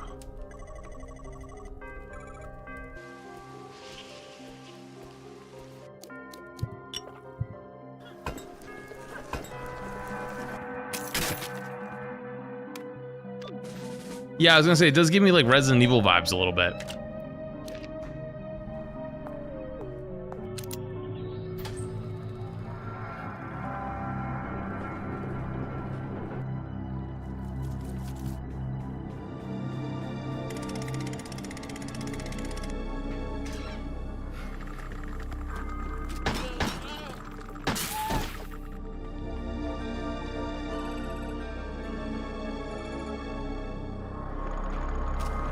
Doesn't look bad. Chad, do you guys know about this game? Type 1 if you know about this game and think it's good. Type 2 if you know about this game but you don't think it's good. Type 3 if you just want to type a number.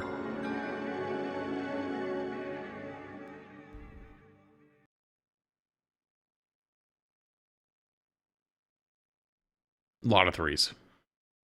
Gotta give YouTube chat half a second to catch up. Alright, I'll make a note of it though. I'll make a note. Honestly, I should be putting these on my games to play document. Although these aren't like full-on games I'm like super obsessed with. These are just like games I want to explore in the future. Siren, by the way, think of the bits. I appreciate it. What is Soma? Soma? I had to put in my age to get in? Uh-oh.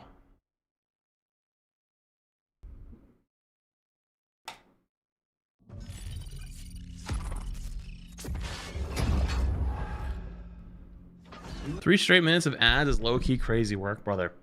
You know most of the new... I was talking about this earlier. You know most of the new-gen streamers, like the big new-gen streamers, run literally 22 minutes of ads an hour all day long. Like, every time I've ever run a lot of ads has been during drops, and I tell chat ahead of time it's going to be a lot of ads. I'm not even running many right now. Every time I look over and I see that, it makes me want to run more. Because it's like, dude, I'm really not getting... Like, there's not many at all. You're getting an ad break every 20 minutes. Like, I don't know what you want from me, dude. I have no idea. You're the result of everything around you.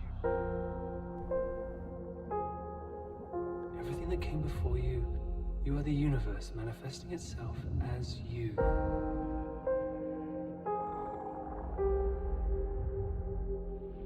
That's a wonderful thing to be. But what a curious thing it is to be anything at all. It sounds like a clicker from like you know what I'm talking about? Last of Us. Continue. Didn't that sound just like a clicker? Yes. What a curious thing to be aware of yourself. Looking out from inside your little box. Subnautica vibes? Yeah, a little bit. You're in a safe place. Nothing can hurt you here. Interesting. Do you feel empathy for this thing?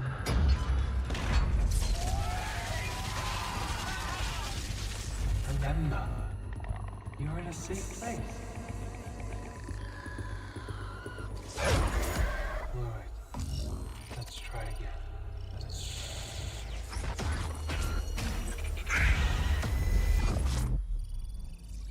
There is no need to be concerned. You are always safe.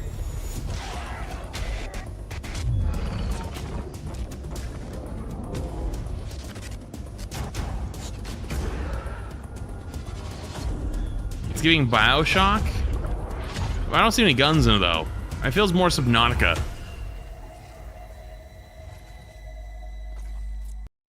Okay. I'll write it down. I'll write it down. Games to look at. Oh, I said I'm back to Crow Country. Yo, thank you for the super chat by the way on the YouTube side. I don't want to do any. I don't want to do any FNAF today, guys. I told you guys a million times. I'm gonna do FNAF at my own pace, and I'm doing it little by little. And I'm not gonna blow through it every single day. Because if I blow through it every single day, by like the 4th day in a row, I'm gonna be phoning it in. It's not gonna be fun. So please, I'm begging you. I'm going to do FNAF when I want to do FNAF. I know it's a fan game, but same thing applies. Outlast, absolutely not. I know all about Outlast. I ain't doing that shit. No, thank you. No, thank you. Road 96.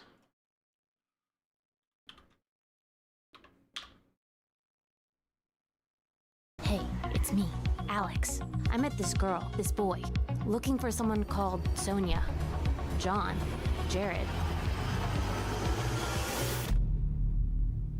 Honey? Is it you?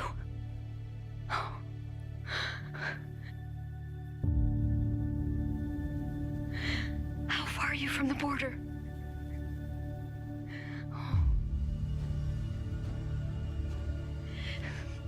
Be careful with the people that give you a ride. Sees a strong narrative, a superb cast, one of the year's best soundtracks. And don't travel with someone you don't know. We love you, honey. Independent video games, thanks to its ability to make you think and reflect. This game looks fucking peak. They helped me. At the diner, at the gas station, in the mountains. No trick, kid. You didn't break any law. Sorry I yelled at you like that. And running from the police, running from some bad guys. They stole my money, played games with me. And they made me realize that I have to come back home. I have to make my own way.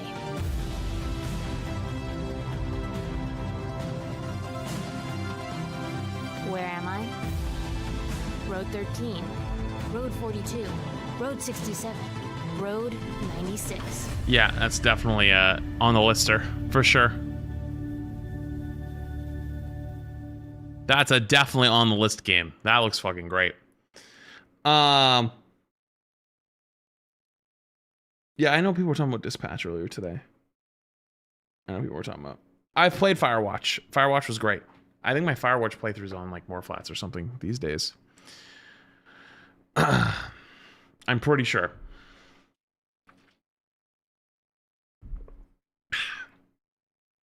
All right.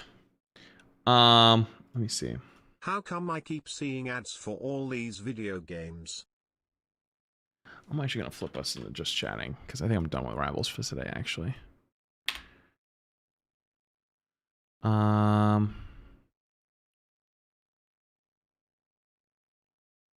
me see. Yeah, I'll just leave the YouTube one as it is. People will figure it out. I never know what to do with the YouTube stream when I go into just chatting stuff. Little Nightmares. I think I've seen. Didn't Little Nightmares just have a third game come out and like people thought it wasn't very good and it was like really expensive? I think. Okay, I've got a pretty decent list here too. So you know. Let me see.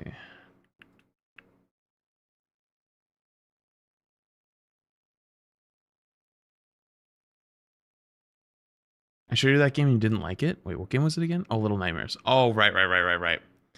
No, I don't really want to play Deadlock. I'm gonna be real with you. I don't really have any desire to play any Deadlock stuff. Oh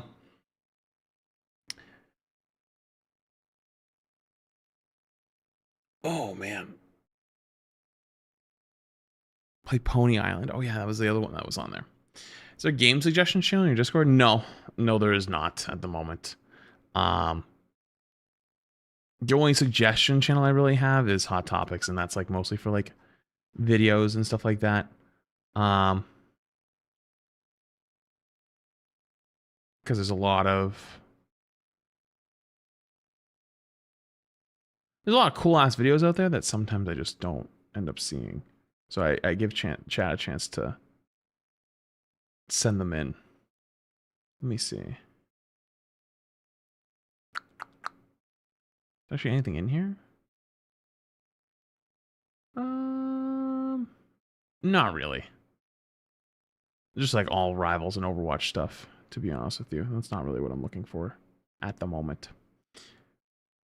Okay.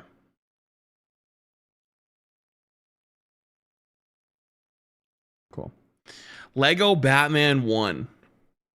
That channel would become an unreadable shit show fast. Oh, for sure. You play the new ZZZ update that came out like a week ago? I'm gonna be honest with you, I stopped doing my ZZZ dailies after I pulled for characters, and I pulled like a bunch of stuff, and it was cool. It was peak, and I was like, damn, this is fucking a blast. And then after that, I was like, I kind of just did what I wanted to do, and so I just haven't done anything since. Have you ever played or / want to play Stardew Valley? I know, kind of left field. I actually played the whole game. I think my playthrough's on more flats though. Let me look. Let me see if it is. I think it is. Playlists.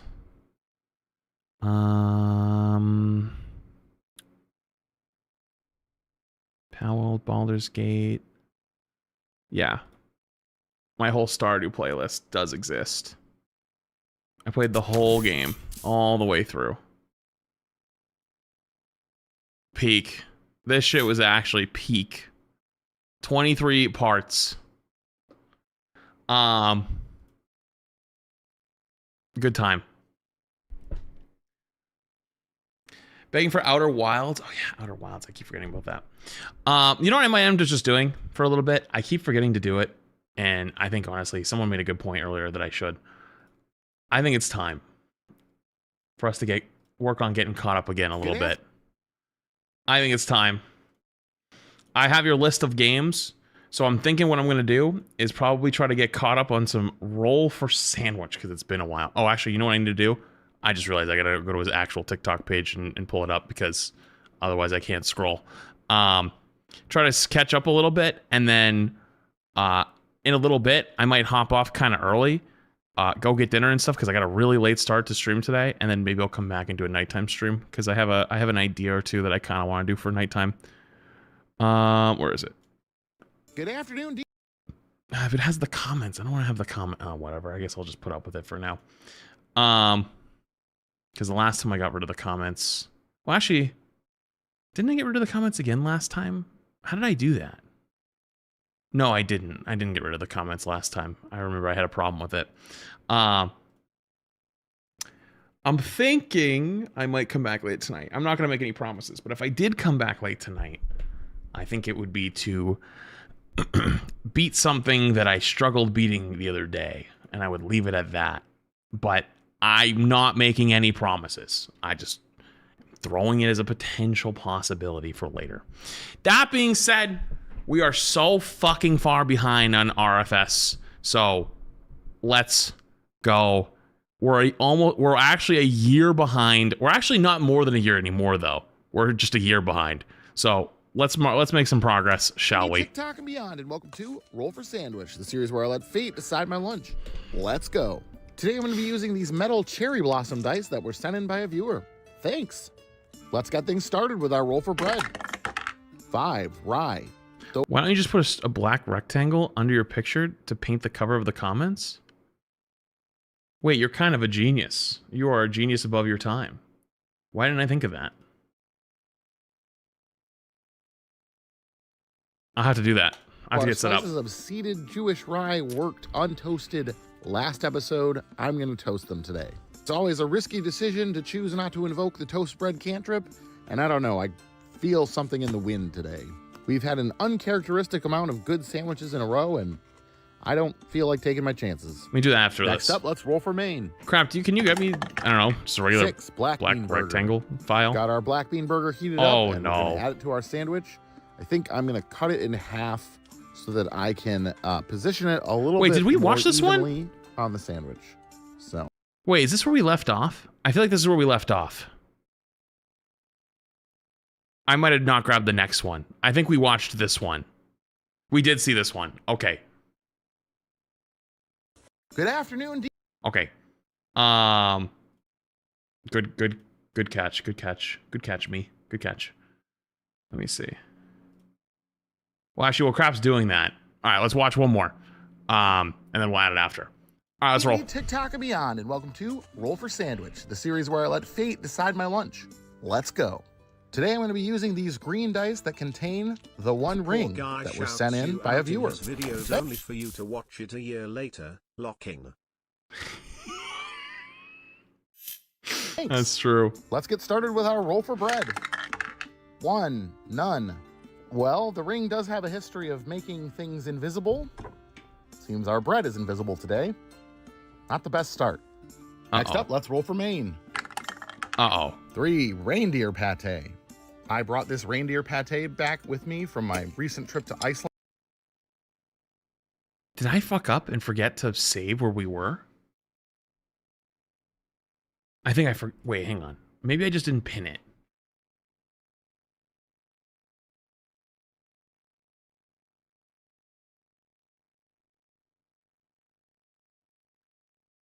Oh, I might have made an oopsies. Oh, I might have made an oopsies.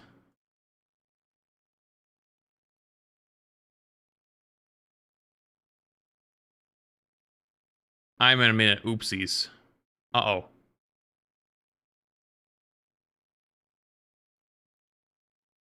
Did I put it in a different channel, maybe? No.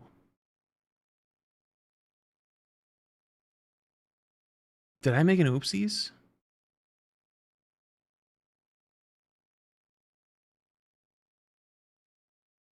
Oh, I definitely made an oopsies. It was 369? Was it 369?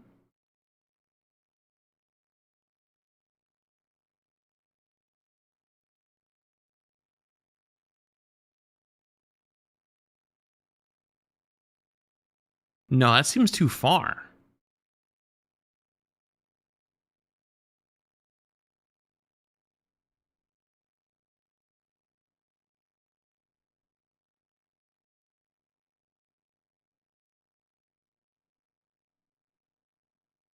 Yeah, and Crap's checking into. Let me see. When was the last one we put one out on YouTube? 7 days ago? What was the last one on YouTube?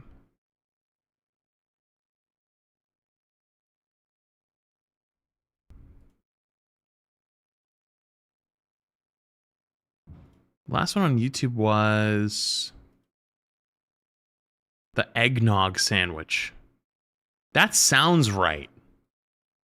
That sounds like the last one we did. The eggnog sandwich, which was what? What episode was that? 12-18 potentially? Good afternoon, D&D. Let me scroll for a little bit. I think I can find it. Good afternoon, y'all. I have. Good afternoon, D&D. Good afternoon, D&D. I think it's coming up. Good afternoon, D&D TikTok and beyond. Maybe not. Shit. 352? What is this one?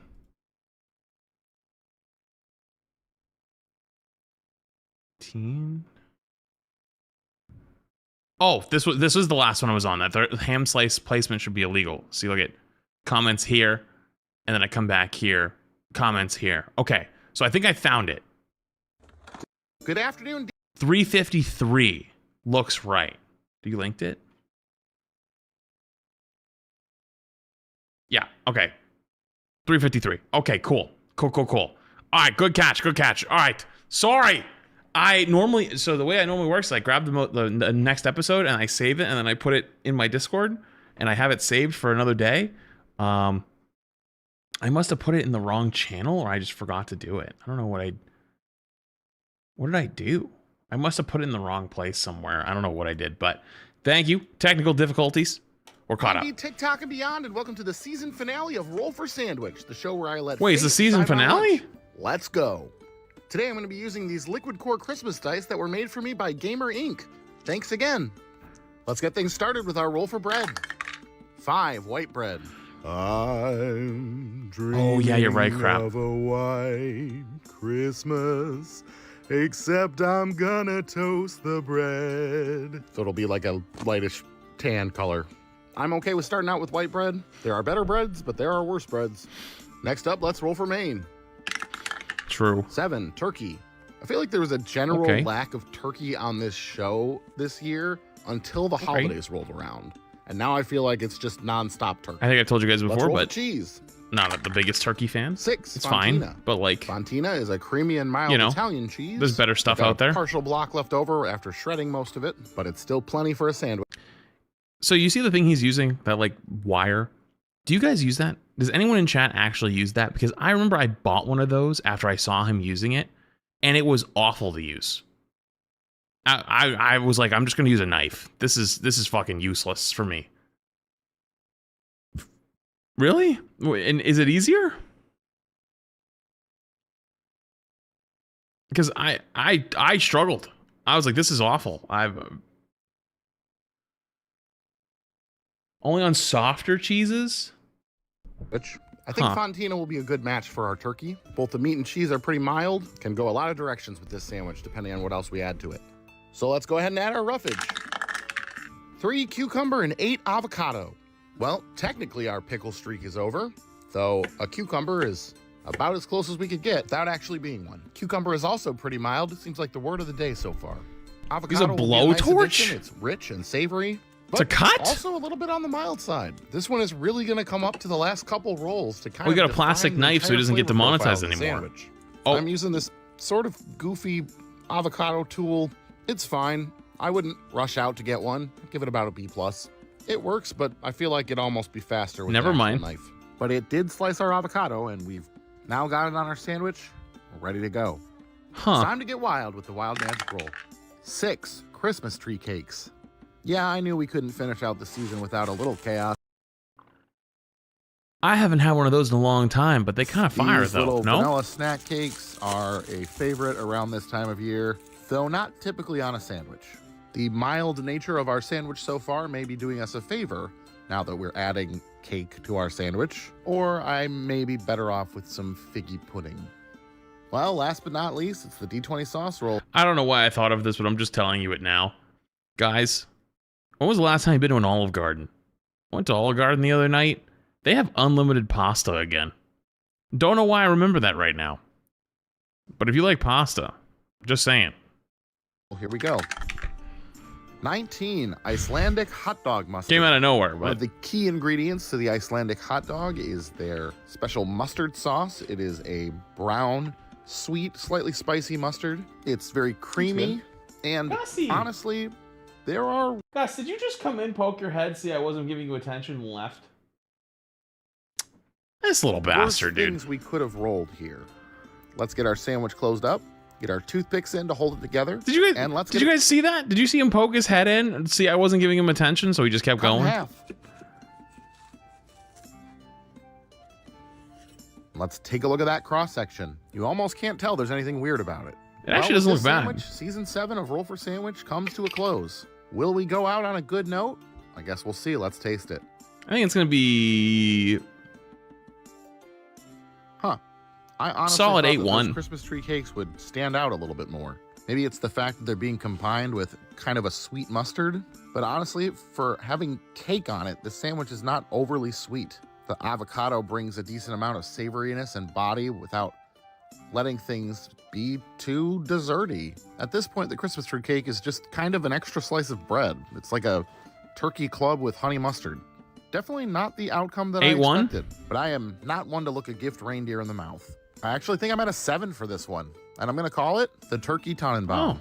Thanks for hanging out with me for Season 7 of Roll for Sandwich. I wish you and yours a happy holidays, and hopefully I'll see you in the new year with Season 8. Maybe the rest of it was just kind of blah. So I get it. Okay. Hang on, let me see. Thanks, Crap, by the way, for the really hard worked on, black box you got me. Thank you for that.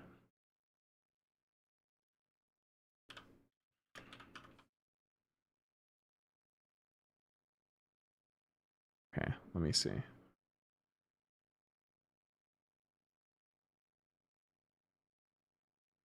And then image.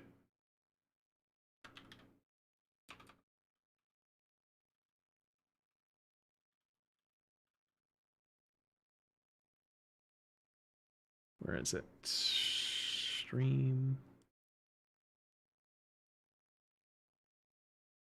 All right, let's see if it works. It works. It works all right.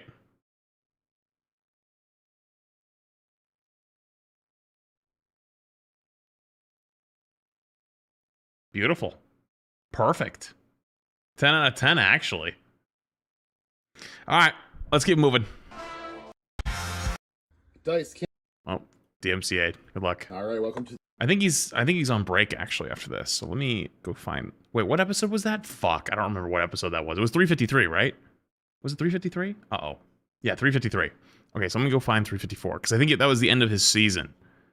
There it is. Found it. Good afternoon. Yeah, there was a bunch of other videos in between, so I'm glad I did that.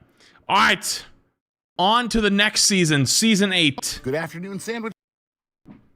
Why I feel like he was in here. Are you in here? No, he's not. Let's go. Sorcerers, and welcome to Season 8 of Roll for Sandwich, the series where I let fate decide my lunch. Let's go. Am I on Facebook? What do you mean am I on Facebook? I have a Facebook page now. Yes, we do upload the Instagram reels to the book of faces these days. And let me tell you, they a different breed over there. You know, like on TikTok, you get like, you know, user 456451 whatever says some stupid shit.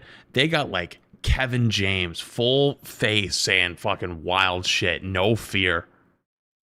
Today I'm going to be using this custom-made set that was made for me and sent in by a viewer. I don't have your Dice Maker handle, but I'd be happy to... It makes sense Flash on Facebook with his age. No, that's where you're wrong. You know what it makes sense? It makes sense because you guys are on it. You know what? Because my demographic is old people. Guess what? That's you. That's you. I came to you. Yeah, that's right. I said it. Tag it if you see this. Thanks for the dice. All right, let's get started with our roll for bread. 6 tie-dye bagel. Saw these at my local bakery and I just had to pick some up. Are they good? So cool, even though they're just regular bagels with food coloring. But come on, super fun. Definitely got to toast the bagel, so we're going to use our toast bread cantrip here. Make that inside surface a little crispy. Looks good to me. Not a bad start to the season. Okay. Next up, let's roll for Maine. 7 black pepper turkey. The outside of this deli turkey is rubbed with black pepper. That's my favorite type of deli turkey sandwich. Just a little more interesting than plain turkey. So far, so good on this Monday. Next up, let's roll for cheese. 5 sharp cheddar. I've always been a fan of sharp or mature cheddar. Me and with too. a less flavorful and exciting main like turkey, I am Me all too. for a stronger and more I'm always a flavorful sharper cheese type of guy. Let's roll roughage with 2 mashed Aged cheese too. I want the older the better. 5 pickled cauliflower and 9 avocado. Avocado works really nicely with turkey. So and far, so honestly, good. Most sandwiches to add richness and It's savoriness. one hell of a knife right this there. one is just a little bit past its prime, but honestly, I'm just happy that I have avocado right now. We can cut around the worst bits and still have plenty to salvage. Got a remarkably normal sandwich so far. The dice had a lot Yeah, it of actually time looks to good. scheme, so not sure It's how that patchy. bodes. Pickled cauliflower is a new one to me, but I found that I enjoy a lot of Thoughts on different blue pickled cheese? things that I didn't think I would, including blue cheese can pickled either be eggs and exceptionally pickled good or turkey exceptionally gizzards. horrible. So cauliflower should really be no problem. There's honestly not a whole lot to these. They taste heavily of white vinegar, and that's okay. Those bright acidic notes will be a nice balance for the richness of the avocado and the cheese. Only thing I'm even slightly worried about is the texture, but I guess we'll see how that plays out in the final sandwich. The sauce All is right, going to it's be time to get the maker. dangerous. Maker or Let's breaker. roll for wild magic. I guess there's this too, actually. 12, Old Bay.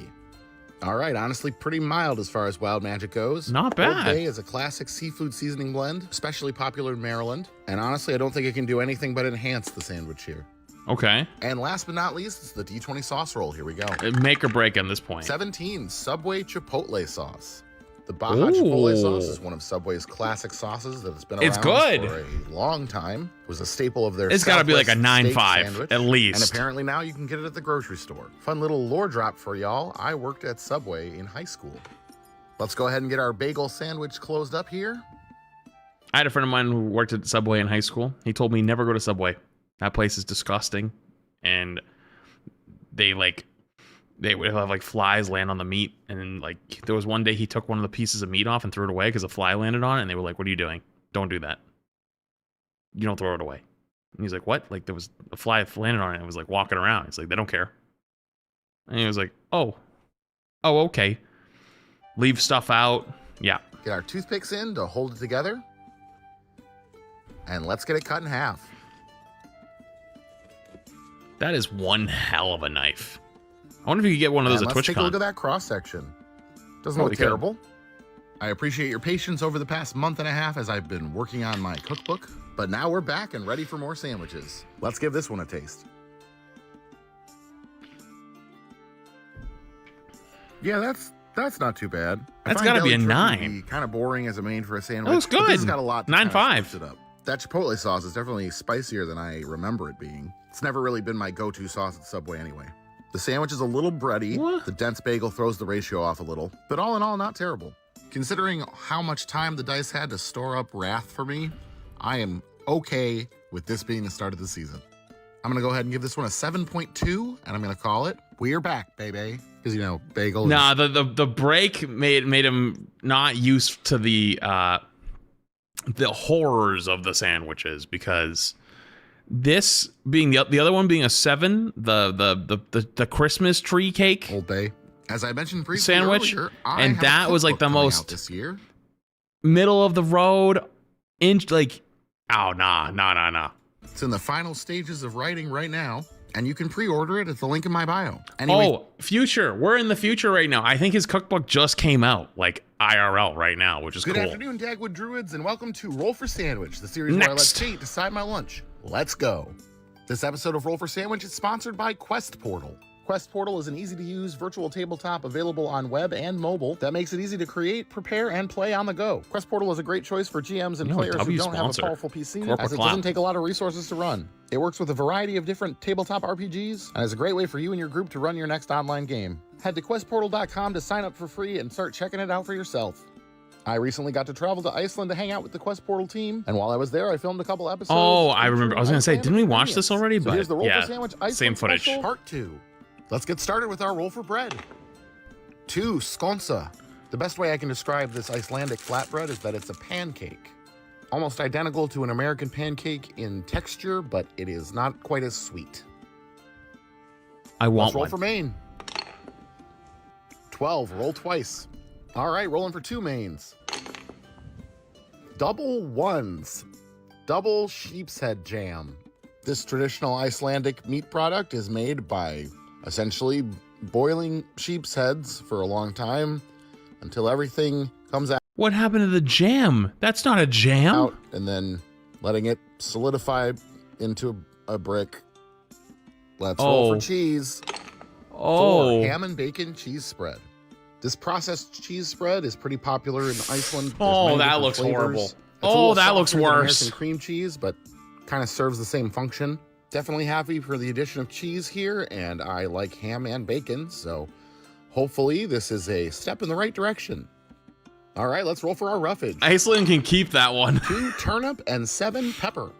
Turnips are a staple of the Icelandic diet. They're a hardy vegetable. Really? They're easy to grow in harsh conditions. Oh, I guess that makes They're sense. rich in vitamin A, vitamin C, and high in fiber. They can be eaten raw or cooked, but raw they're pretty hard, so I'm going to cut them pretty small today because I don't really have the option to cook them on location. They'll Well, bring a the nice cheese isn't the earthy worst crunch part, to it's this the sandwich. sheep If head, you've never but- had turnips, they're similar to radishes, carrots, potatoes.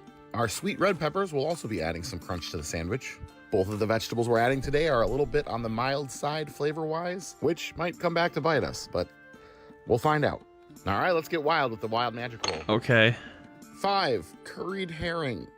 Similar to the pickled herring I had on the show a few seasons ago, this Icelandic curried herring is essentially very similar to that, other than the addition of curry powder. At least curry is a nice, strong flavor, so I thought it maybe was that a will sauce. Dominate things here. It's and pieces? help, but I'm not happy about adding random fish to this. It's and fish? Last but not least, it's the Oh D20 my sauce God. roll. Here we go. Why did I think herring was a bird? 14, hot sauce. I got this Icelandic hot sauce at a specialty shop down the street from where I'm staying. It's a habanero hot sauce with Dutch chili, sweet potato, apple cider vinegar, lime, basil, turmeric, garlic. So what do we got here? We've got sheep head, turnip, fish and curry, cream cheese, and hot sauce. Let's get our sandwich closed up here. The toilet is calling. Get our toothpicks in to hold Sorry, it together. it's And screaming. let's get it cut in half. And let's take a look All at on a that cross pancake. section. Okay. Well, our first Icelandic sandwich was pretty tame, so this doesn't surprise me that this is what we ended up with today. Let's give it a taste. Oh man, I don't know. I think the texture is honestly the worst part about this. You got mushy pancake with mushy gelatinous meat. Gelatinous meat. Oh. Mushy preserved fish. It's just a lot of mush that doesn't really have redeeming flavor on top of anything. Like a I'd be one, willing to try that if you're sheep's head lucky? jelly again in a different form, but this sandwich was not the way to go. I'm going to give this one a 1.5, and I'm going to call it the Black Sheep. Thanks for hanging out with Honestly, me. the I'll see you 0.5 next is a time. pity point. Half a point for pity. Good afternoon, For the sponsor. Next. Paladins, and welcome to Roll for Sandwich. This Pity is where I let point. feet decide my lunch. Let's go. Today I'm going to be using these dice that remind me of Baja Blast that I got out of my advent calendar this year. Let's kick it off with our roll for bread. 6, tie-dye bagel. He finishes Rainbow every one of Bagel them. is back again, and I definitely agree with some of the commenters. It looks like the food from Hook. Gonna go ahead and use our What's toast spread Hook? cantrip, toss these babies in the toaster and get them a little crispy. These Sounds like worked a out Disney pretty well movie. last time, so I'm hopeful for today. Next up, let's roll for Maine. 8, chicken salad. Chicken salad might be a little messy on something like this. It's literally got a big hole in the middle. Is he gonna re-roll it? We're gonna bust out our first leveled spell of the season, a level 1 spell, Summon Lettuce. Gonna place a nice bed of lettuce underneath where our chicken salad's gonna go. Oh, and wait, hopefully that's make smart. our sandwich just a little bit less messy, and we get some extra roughage. Now we'll come in with our chicken salad that I made using some leftover rotisserie chicken. Is that celery in your chicken salad? I typically like to use things like pickles in my chicken salad instead of. Oh my god, it's pickles, even worse. Goddamn pickle people, man. Y'all are crazy. Celery, and just use up what I have. Maybe I'll post that recipe in a different video. Well, things are looking pretty good so far. Listen, okay. Chicken smoothie. Wait, hang on. Wait, real talk. Speaking of chicken smoothies, I saw they're real. Guys, remember we memed about chicken smoothies like 4 years ago? And it's been a meme ever since.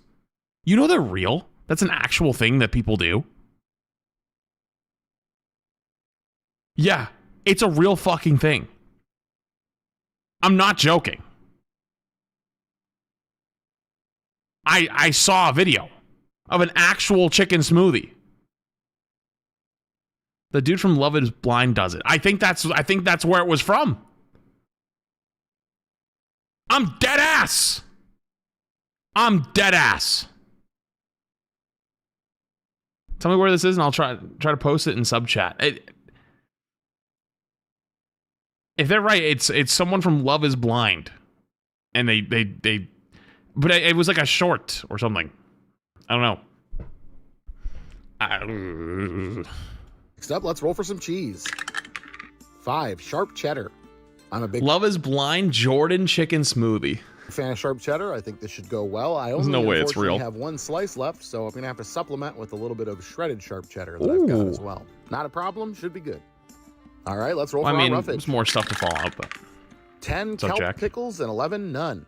These are pickled slices of Alaskan bullwhip kelp. This superfood is an incredibly renewable resource, with Alaskan kelp growing about 2 feet a day. They've got a nice briny pickle flavor. They don't really have the crunch and snap that a cucumber does, but I quite like them. Let's get wild with our wild magic roll. 10 paçoca. Paçoca is a Brazilian candy made of ground peanuts, sugar, honey, and salt. It's formed into these little cylinders that kind of look like wine corks. They're kind of similar to peanut butter balls, if you've ever made those. Wait, what? What are they called? These are pickled slices. Food is an incredibly renewable resource, with Alaskan kelp growing about 2 times that a cucumber does, but I quite like them. Let's get wild with our wild magic roll. 10 paçoca. Paçoca. And he said they're like peanut butter? It doesn't look very good, but if they're peanut butter, I kind of like peanut butter. Chad, have you guys ever had these before? I'm down to eat some wine corks.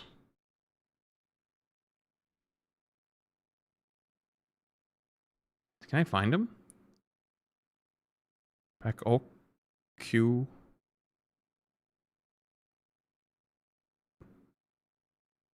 Paco Quita? No. Nope. Doesn't exist near me. At least not that.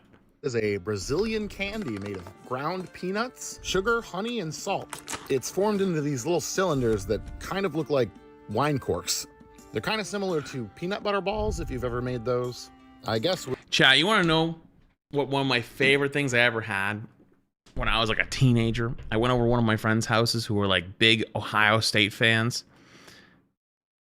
And they made these things called Buckeyes, and they were like peanut butter balls surrounded in chocolate. Fire. We'll do our best to slice it here. Yeah, it's just crumbling. All right. Well, we'll just kind of get our pieces on top of here as best we can. I'm not super worried about this tanking the sandwich. Peanuts go with a lot of things.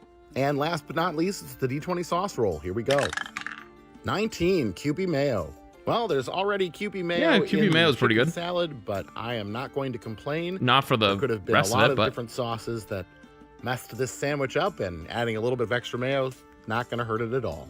Let's go ahead and get our sandwich closed up here. This could actually be pretty decent, I think. There we go. Just a lot get of our toothpicks stuff to fall hold out. together. And let's get it cut in half.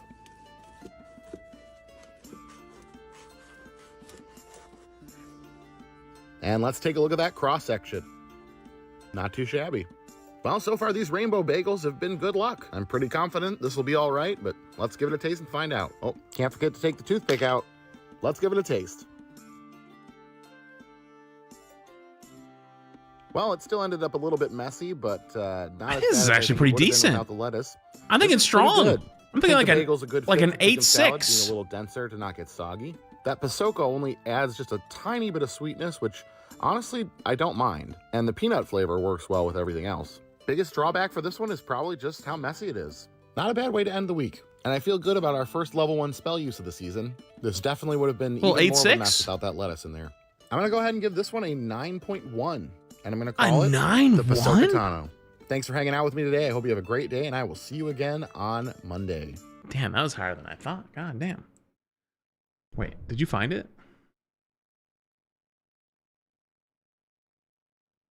Wait, is this a clip from the actual show? This is spooky. Oh.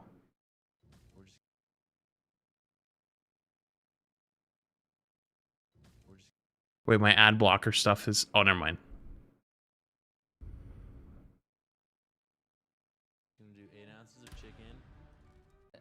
Smells like chicken. We're just gonna do. Wait, it's from the actual show. There's a filter on it, so it might be okay. 8 ounces of chicken. And how do you cook that chicken? It's not cooked at all. Just kidding. I just bake it. Put a little packet of Crystal Light in. Crystal Light? Oh. And we just blend.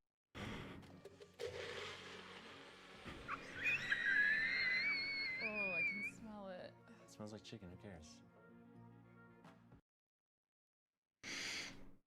Hey, you guys thought I was joking! You thought I was fucking joking! So then we go cheers, and then you just chug it. Dude, we joked about chicken smoothies like 4 fucking years ago. It's fucking real. It's real. That should be a crime. I think that actually might be a crime. That might be a crime in like 17 different states. I hope mine is one of them.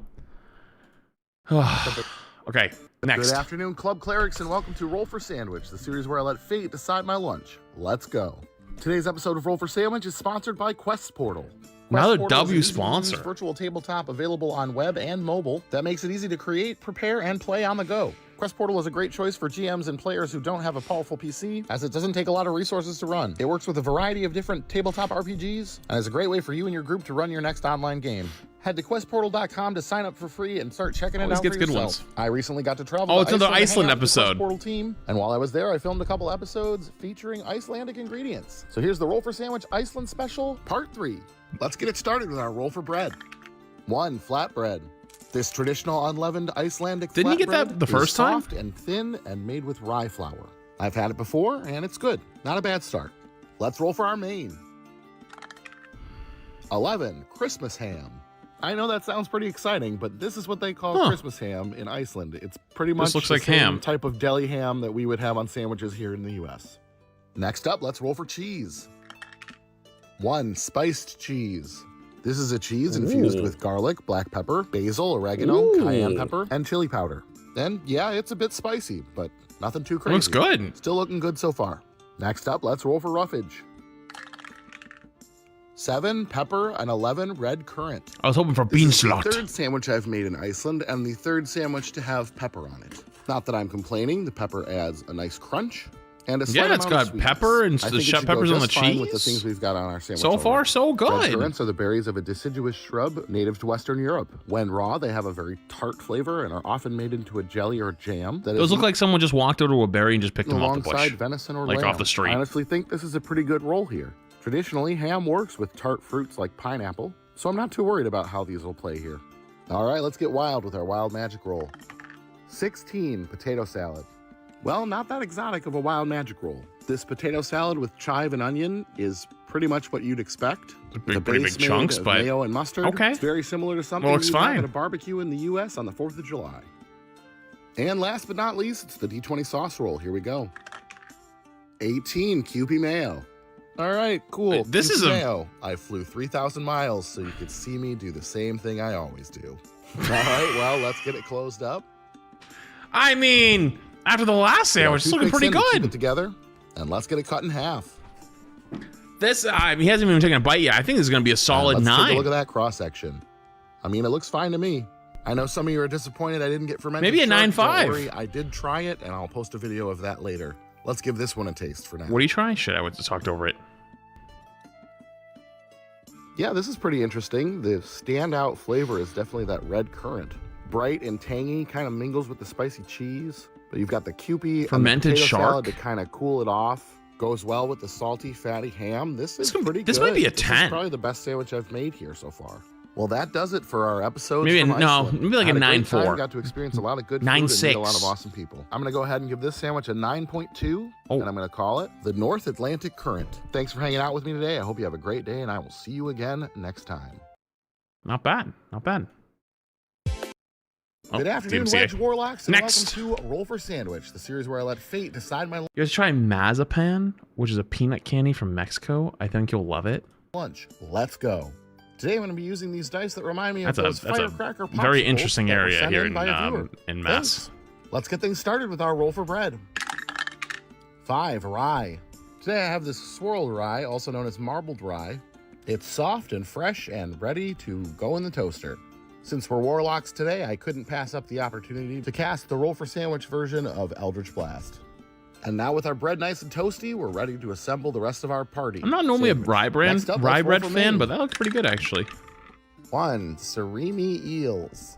Baby eels, also known as elvers, are a very expensive delicacy, which is why this exists. These are made of surimi, which is also what this imitation crab is made of, which is a fish paste. It's basically the hot dogs of the sea. Sin-free, huh? The hot dogs of the sea and then saying sin-free I'll be the judge is of that. crazy. So these imitation baby eels exist to give you the same sort of experience. Oh my as God, the baby eels repent. without the expense. Oh, Great. repent! They look like worms. I've had imitation crab many times, but not like this. This looks so cursed. It's like Klingon food. These are packed in sort of a garlic oil sauce, which I'm sure will just soak right through the bread. So this is going to be a fun sandwich already. You can see the liquid. Oh, Christ. Next up, let's roll for cheese. 3, Munster. Honestly, Oh, I that feel poor like the Munster best cheese. choice would be plain cream cheese. Mods, Ben, the guy who said yummers. But that's not an option. This will be okay. All right, let's roll for some roughage. 4 onion and 8 tomato. Well, the onion that I have is white onion. Sorry. And we use what we have. Normally, I only really eat raw white onion diced up on hot dogs. And, you know, if I wasn't crying before, I am now. Got some Roma tomato that we're going to slice up here. We're in the middle of winter, so no. I'm not a fresh tomato fan. tomatoes for The me fact that right the tomato now. is probably the Have to best part that's been rely on what I added so can get at the far grocery tells you all you store. need to know. I don't think even the For best me. tomato here would do a whole lot. I really don't know what to make of this one. Let's give this sandwich a fighting chance and bust out our Can't get salt any and pepper worse than cantrip this, as right? well. Tomatoes are always better seasoned, so Thank you we'll hit them very with a much. little Appreciate it. pink Himalayan salt and some nice fresh. I'd cracked add a black little pepper. more. Just like popping I'd a add potion way before the more. final boss. Like, all right, all let's of get it. wild with the wild magic roll. Nat 20. Ooh. This is quite a sandwich to roll a nat 20 on. Let's see. I think I'm going to go with tahini. I think that the spice from the chili Okay. and the brightness and the acid from the lime will Keep help going. here. More. Give us a little more flavor Oh, and maybe just dump help the things bottle. work. And last but not least, it's the D20 sauce roll. Here we go. 18 beer mustard. Yeah, not my first choice for this particular combination. I mean, it doesn't matter. It's I'm not already sure cooked. The flavor of beer is really going to I'd- add much to this. It might, because you might want to drink about This 10 mustard after has to its try to place, cleanse but your its soul. place ain't here. Let's get this closed up. Get our toothpicks in to hold it together, and let's get it cut in half. All right, here's the strat. Just like, you know, when you were a kid and you don't want to eat fucking vegetables, who am I kidding? I still don't want to. You fucking flip the sandwich over the other way so that the fucking shit eels are on the top of your mouth instead of on your tongue. That's the strat. And let's take a look See at if he our does it. cross section. Oh boy. I can only imagine the textural experience that I am about to have. No! All right, here we go. Let's give this Flip one a it taste. over! Yeah, I mean, honestly, it tastes like imitation crab. That beer mustard is really clashing, though. The eels basically have the texture pull them out! of overcooked Oh! spaghetti. Oh, but oh, honestly, God. their looks are the worst part of them. Still, not much here Oh, that makes me want to. that's good to know. This is a one and done kind of sandwich. It definitely could have been worse. I'm going to go ahead and give this one a 4.1, and I'm going to call it the Drunken Klingon. Thanks for hanging out with me today. I hope you have a great day, and I will see you That is the most generous 4 I've ever seen. again on Monday. District 6 in 19 months. Appreciate it. That was like a 2 at most for the rest of the sandwich. Next. Good afternoon, Reuben Rangers, and welcome to Roll for Sandwich, the series where I let fate decide my lunch. Let's go. Today I'm going to be using these red, white, and gold dice that I got from my advent calendar last year. Let's hope they're lucky. Let's You get did things say it's started with our worse than roll it for is. bread. Yeah, I guess that is 4, fair. oat nut. Oat nut is a hearty whole grain bread with oats and hazelnuts nut. inside. Because it's a hearty bread, we're going to take a risk today and leave it untoasted. And don't worry, it's not mold. Those are oats that have been cut in half. Oats. Next up, let's roll for Maine. 5 refried beans. Yeah, maybe we should have toasted our bread after all. I've got these Chipotle refried black beans. I like to use these to make quick bean burritos for lunch. Spread some on a tortilla with a little bit of cheese, slap them in the microwave. Quick and easy. But today, we're going to put Never them thought about on doing that some before, bread, actually. And we'll see how that goes. Okay. Let's roll for some cheese. 6 cumin Gouda. This aged Gouda is infused with cumin seed. And you know, it's not a terrible roll to roll after black beans. Cumin is like the main ingredient in taco seasoning. So we've strangely got a little bit of cohesiveness going on so far. We'll see how long we can keep that going. I'm still in. All right, let's roll for some roughage. 1 adzuki beans and 2 grapes. Adzuki beans, also known as red beans or red mung beans, are a bean from East Asia. They are commonly sweetened when cooked and turned into red bean paste, which is then used as a dessert filling. Today, they will be used as a second bean on our bean-based sandwich. This is like an average British delicacy. I'm about to blow your mind. This is a grape cutter. It quickly quarters grapes or cherry tomatoes, small things like that, so that you don't have to spend hours cutting grapes so that your children don't choke. It has saved me so much time. Oh. Let's get wild with our wild magic. That's cool. 3 malic acid. This is literally just the pure essence of sour. I can't. The sour bean sandwich? No. I do have a spell that could make this better. I'm going to cast Tame the Wilds at level 2, so we skip over dried squid and go directly to Shack.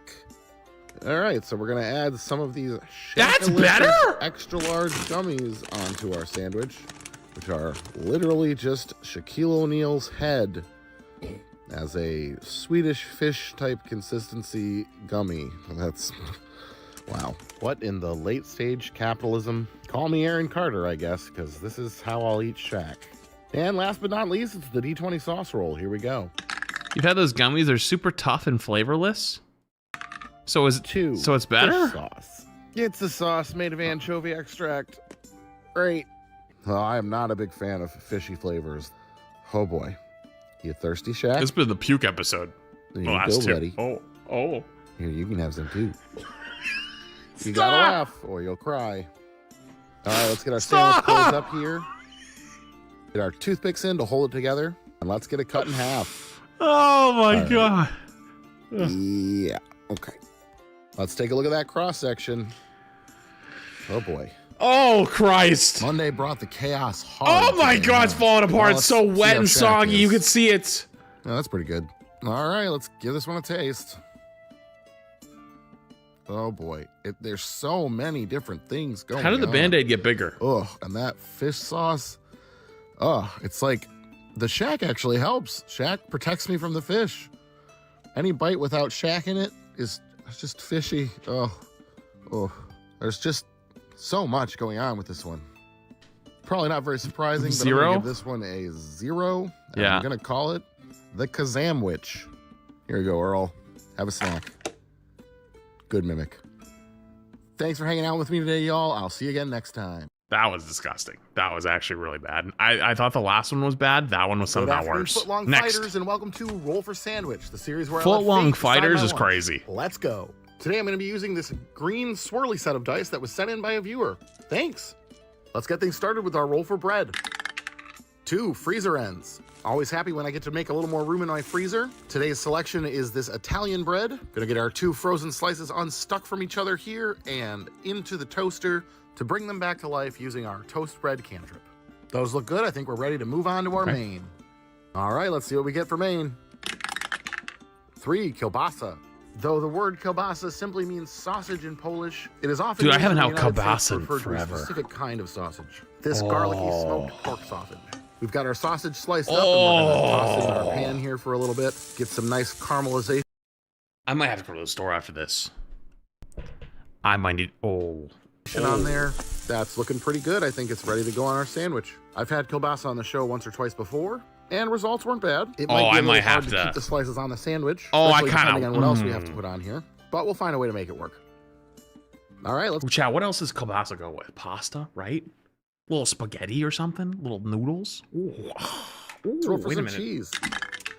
2 American singles. American singles, of course, referring to these slices of processed cheese and not some weird dating website. Ew. This is definitely not a proud cheese. Ew, you can literally see the fucking plastic residue. You can literally see the wrapping residue at the bottom. Ew, dude. Listen, to my non-Americans out there, I promise you this is not American cheese. This is not American cheese. American cheese is an actual cheese. That is not it, okay? Actual American cheese is pretty decent, especially if you get Land O'Lakes. Other brands, I don't trust. Land O'Lakes specifically, pretty damn decent. Pretty damn good, if I could say so myself. That ain't it, though. But it has its place. It melts really well on burgers and in a grilled cheese. Maybe since our sausage is still warm, it'll melt here too. Let's roll for some roughage. 2 grapes and 5 pickled cauliflower. Back again with the grapes on a slightly less unhinged sandwich so far. Our grape cutter will make short work of them, quartering them for us. I'm beginning to worry about the structural integrity of this one. It's becoming a pile. Here to further exacerbate the problem, our pickled cauliflower, which was pickled with some little bits of pepper in it, which is what that red thing is. This is going to add some tartness and vinegar to our sandwich, which is nice. That'll be a new flavor addition. But it will definitely keep the pile aesthetic growing. The piling is piling. Like I said, might be a problem. Let's get wild with our wild magic. 11 hot dog chips. Was getting gas the other day at a 7-Eleven and I saw these hot dog flavored chips. So I want one. Yeah. You know, I'm stopping at 7-Eleven on the way home too. They very much smell like meat. They are are good? thick cut wavy chips. Try one. They'll be nice and crunchy, hopefully. Funny, we got sausage flavored chips for our sausage Chad, I love a sandwich. good hot dog. Dan, last but not least, it's the D20 sauce roll. Here we go. Have you guys seen the guy on like TikTok and Reels and stuff like that? That like, you know, he like goes places with like 6 raw glizzies, and that's just like what he does, and they just have millions of views for no reason. I respect that. Just want a random. I could just random hot dog. Any parent of small children right now will recognize these pouches. They are filled with pureed fruits and vegetables, and may or may not be all over the backseat of your minivan. This one is apple, blueberry, and kale. Figure if applesauce is a sauce, then I guess this is a sauce too, right? The sandwich is giving trapped in my car in a blizzard. Let's hear that chip crunch. And let's get our toothpicks in to hold it together, and let's get it cut in half. Okay, it's probably not the worst sandwich though. Like it could be worse. And let's take a look at that cross section. Okay, well, not quite as cursed as the last couple. Could be worse, but we're still not out of the woods luck-wise yet. Shaq, if you're listening, I could really use a W. Let's go ahead and give this one a taste. Shaq, if you're listening, is insane. This is kind of a mess. It's gonna be like a 5. The kielbasa is not playing well with those chips. It's just too much salty sausage flavor. The kid's fruit pouch is not an adequate sauce here. All it did was make the chips soggy, but it's pretty bland flavor-wise, which I guess is probably on purpose. I think this one would have been helped a lot by a better sauce and by a different roughage. But a pile of grapes and a splash of vinegar, it's just not helping. Definitely a much better experience than the last few sandwiches. So I'm just not under a complain 5. too much. 4.8. I'm gonna go ahead and give this one a 3.6, and I'm gonna call it the kitty kielbasa. Thanks for hanging out with me today. I hope you have a great day. I feel like and that I'll was a see you little again harsh. next time. That might have been a little harsh, considering that other sandwich was a 3. That one that was really bad, Good afternoon, like Bon 2 Me before. Barbarians, and welcome to Roll for Sandwich, the series where I let fate decide my lunch. Let's go. Today I'm going to be using these swirl. Chat, I'm going to spoil something for you. There's a comment that says, "No one has ever eaten that in human history." Mermaid dice that I got from my advent calendar last year. Hopefully they're luckier than the last advent set. Let's get things started with our roll for bread. 5 oat nut. Looks like all I have left of my oat nut bread are the ends, the butts, the heels, whatever you call them.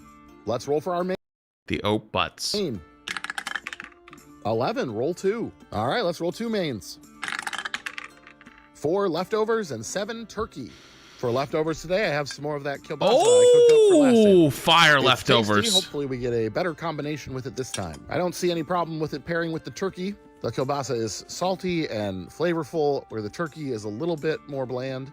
This is cracked black pepper turkey, so got a little Fire salty, so a little far. peppery. The kielbasa's a little more Looking good. fatty, while the turkey's lean. It's a good balance of meats. Let's roll for our cheese. 1 strawberry cream cheese.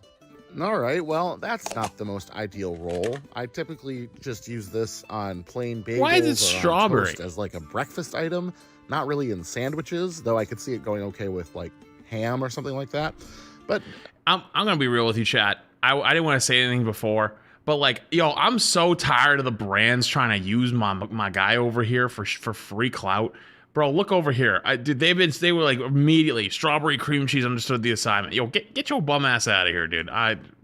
who knows? Maybe this will be good. It just depends on what else we end up Your getting. bum ass It's out of here. definitely a bit on the sweet By the way, side. the last episode had craft singles on it, and the episode before that had another one. Let's roll for our roughage. Ever since I put the black box there.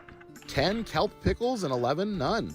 Our Alaskan bull kelp pickles have returned. These are tasty slices of pickled kelp. They don't have the snap of a cucumber, but they're pretty tasty. They're good for you. They want to sponsor them, then sponsor them. Sponsor them. Don't get the free clout from just hanging out in the These will bring comments. a little more salt, a little vinegar, and I can honestly see it going okay with that cream cheese. Maybe kind of more like a bread and butter pickle taste. All right, let's get wild with the wild magic roll. 8 furikake. Furikake is a Who? Japanese rice seasoning, along with the sesame seeds and dried seaweed and other usual bits that are in furikake. This one specifically has egg and bonito, which is dried tuna. Definitely a wild addition to this particular sandwich. Bonito? And last but not least, it's the D20 sauce roll. Here we go. 10 remoulade. Remoulade is originally a French sauce, but is commonly used in many different cuisines, including Creole cuisine. This is a remoulade I brought back from Iceland, which is a typical condiment they use on hot dogs. It's similar to a tartar sauce that's often made with curry. Let's go ahead and get our sandwich closed up here. Get our toothpicks in to Tartar hold it sauce together, on the cream cheese? and let's get it cut in half. Excuse me? And let's take a look at that cross section. Honestly, it doesn't look too bad. Could be worse if it wasn't The too balance of power has freezer definitely been ends. with the bad sandwiches lately, but hopefully today I have the power. On the surface, this one seems like it might be okay, but there's only one way to know for sure. Let's give it a taste. Hold up. I actually expected this to be a lot worse. This is actually pretty good. The remoulade works pretty well alongside that strawberry cream cheese, believe it or not. And all that creaminess balances the really salty kielbasa. You get a little brightness from the kelp pickles. That was a particularly big piece of bonito, but that's okay. Got Shaq to protect me. This one was surprisingly all right. Not perfect, but a serviceable lunch. It really is true. You never can quite tell until you taste it if it's going to be good or not. I'm going to give this one a 6.3, and I'm going to call it the even. Everyone, when he said pretty good, everyone's saying 7, 8, 9. Hits it with the 6.3. Thanks for hanging out with me today. I hope you have a great day, and I will see you again next time. I said for surprisingly pretty good. I thought I'd be a little Good higher than that too. afternoon, BLT Bards, and welcome to Roll for Sandwich, Next. a series where I let fate decide my lunch. Let's go. Today I'm going to be using these copper cherry blossom dice that were sent in by a viewer. Thanks. Let's get things started with our roll for bread. 6 rye. Still working my way through this loaf of marble rye. I'm going to go untoasted again today, hopefully giving us a little bit of sandwich karma. Next up, let's roll for Maine. 6 bologna.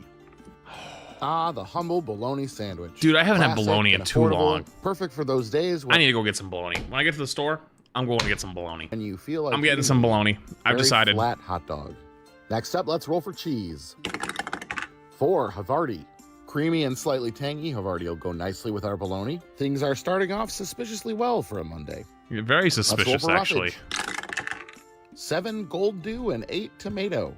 Fresh tomato is one of my absolute favorite sandwich toppings. Some people seem to find that ironic since I dislike ketchup, but what can I say? To me, they taste entirely different. I'm the opposite. I don't like tomato, but I like ketchup. You definitely want to They're season your different. tomatoes any chance you get. So They're we're gonna very use our different. Summon salt and pepper cantrip. Help bring out the brightness and the acid in the tomatoes. We'll hit them with some pink Himalayan salt and some black peppercorn.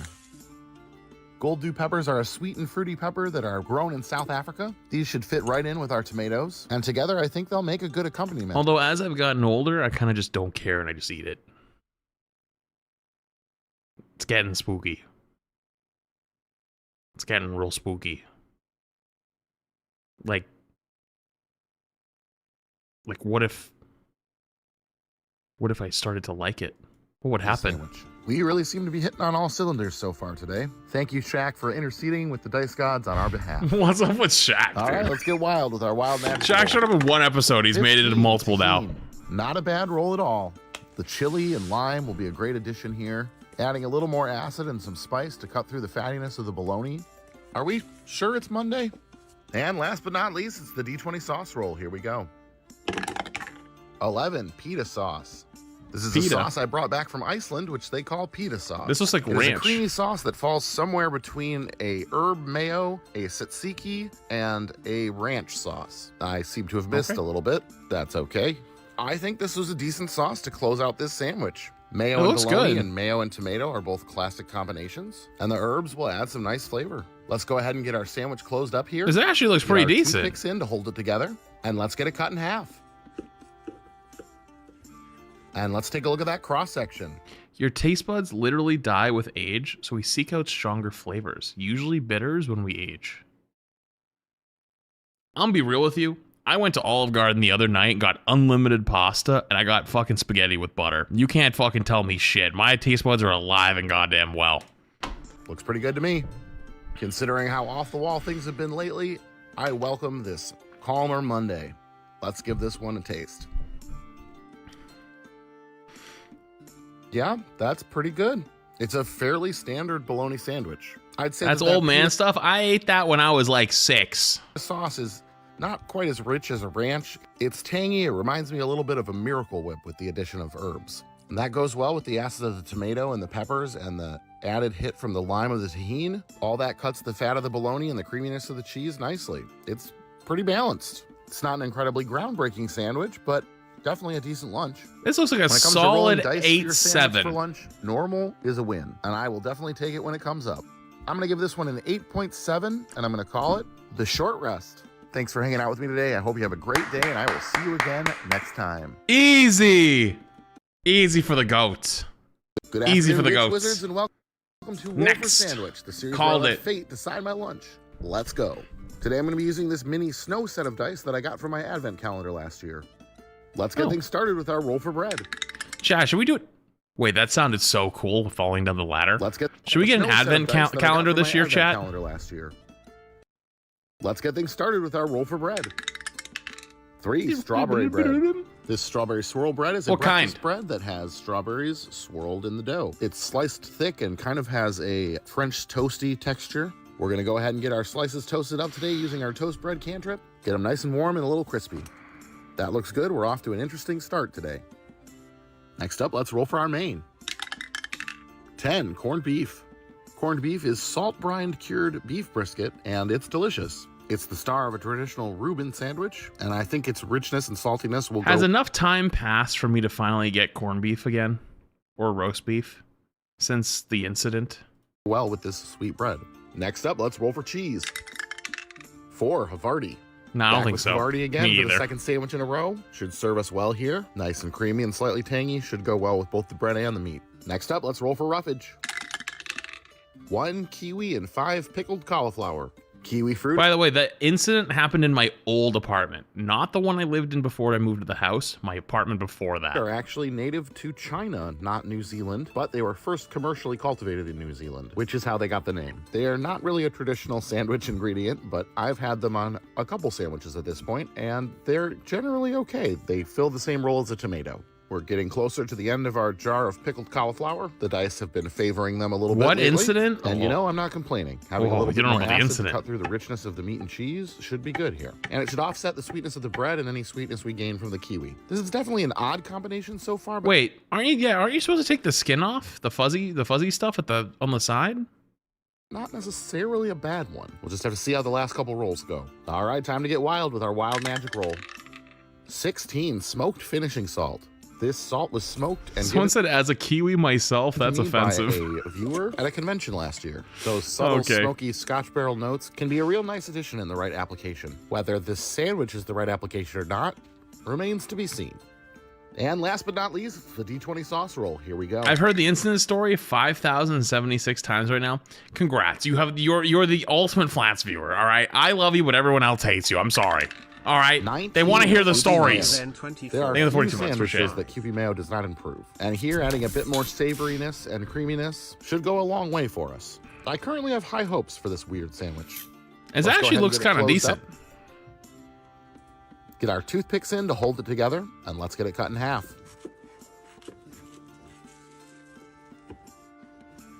And let's take a look at that cross section. It looks pretty good. I don't know about After the how fuzzy innocuous skins on Monday's the... sandwich was, I was kind of worried about today, but we seem to have avoided anything terribly cursed. Let's go ahead and taste this combination. I did end up getting the correct Kewpie Mayo. I did. I have it now. Well, I wasn't sure about the strawberry and kiwi at first, but this is Looks pretty actually good. really good. You have a rich, salty Really main that good. is cut by the tanginess of the Chaz, this is a kiwi and the 9-3? pickled cauliflower, and then a sweet bread that isn't allowed to get overwhelmingly sweet because of those sour elements. The finishing salt is subtle but appreciated, and both the cheese and the Kewpie Mayo bring in a richness and creaminess that's just really good here. It's not 9-3. perfect, but man, is it way better than I was expecting. I would definitely recommend remaking this one. 2 good sandwiches in a row makes me worried for Friday, but for now, I'll take it. I'm gonna go ahead and give this one a 9.4, and I'm gonna call it Bite of the Concord. Thanks for hanging out with me today. I hope you have a great day, and I'll see you again next time. Close. Good afternoon, Muffaletta Next. Monks, and welcome to Roll for Sandwich, the series where I let fate decide my lunch. Let's go. Today I'm going to be using these big ice cube dice that I got from Chessex Dice. And I'm also going to be using my new There's been 10 out of 10. It's not that dice many, tower. though. It was made by I think my there's friend less Josh, than the 10. same person who made the first dice tower that I used. Josh now works for a company called Talon and Claw that makes these dice towers. You should check them out. Let's go ahead and get started with our roll for bread. 6 croissant. Starting out with a nice buttery, flaky croissant. Why it look like that, though? I'm a big fan of It looked using like a piece croissants of... for sandwiches, so we're starting off strong. Just got to get it Why is cut it such in a- half here. Why It's is it so delicate, square? just got to be careful not to crush it. And there we go, cut in half and all ready for fillings. Let's roll for Maine. 7, turkey. I've got some roast deli turkey. It's got a little bit of a smoky flavor. We seem to be on track for the moment. We've had a really good week so far, so I'm just waiting for the hammer to fall here. Let's roll for cheese. 5, poisson. Apparently, today's the day you get to hear me butcher several French words. This is a creamy, spreadable cheese. My mom used to like this all the time. I was never a big fan of it, but it wasn't Normandy, bad. France. And this particular one is flavored with garlic and herbs. It's similar to cream cheese, but with a little bit crumblier texture. I am spreading this straight from the fridge, so it's going to be a little difficult. Probably should have let it sit for a little bit, but we'll do our best to make it work. Is this going to be cheese a super creamy and large flavorful and sandwich? should go really well with the turkey and the croissant. About Yeah, a halfway done large- making this a large sandwich. French Shack don't fail me sandwich. now. Next up, let's roll Sandwich. for our roughage. Double 12s. I guess we're rolling for 4 roughage. Holy All right, shit. We're rolling 40 20s. 1 kiwi, double 5s, so double celery, and 10 kelp pickles. I caused a bit of an uproar on Wednesday when I did not peel the kiwi.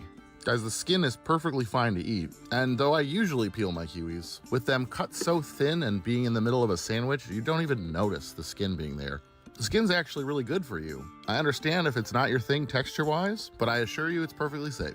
All right, double celery. So I guess I That's would me? probably cut What'd I one do? normally, so I'm gonna cut 2 full sticks of celery. I'm not the biggest fan of celery. It's fine. I really That's why he puts pickles in the chicken salad. don't like it cooked. Like when it's in stuff, I tend to avoid it. Oh, But yeah, well, I raw, mean, it's yeah. fine. Yeah, This is definitely I too would not much peel celery it. for a sandwich, though. I mean, I probably wouldn't have a kiwi to And eat there, but once again, with our kelp pickles getting near the end of the jar here, these will add a little hit of acid to this sandwich, which we've been missing. Unfortunately, I don't think it's going to add quite enough to balance out all of the celery. Lots and lots of green today. All right, let's get wild with our wild magic roll.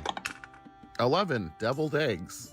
All right, cool. We'll just put a couple deviled eggs here on the sandwich. With the celery, we've almost got like a deconstructed egg salad. And 3 deviled eggs should be plenty, you know, in this economy. And last but not least, the D20 sauce roll. Here we go.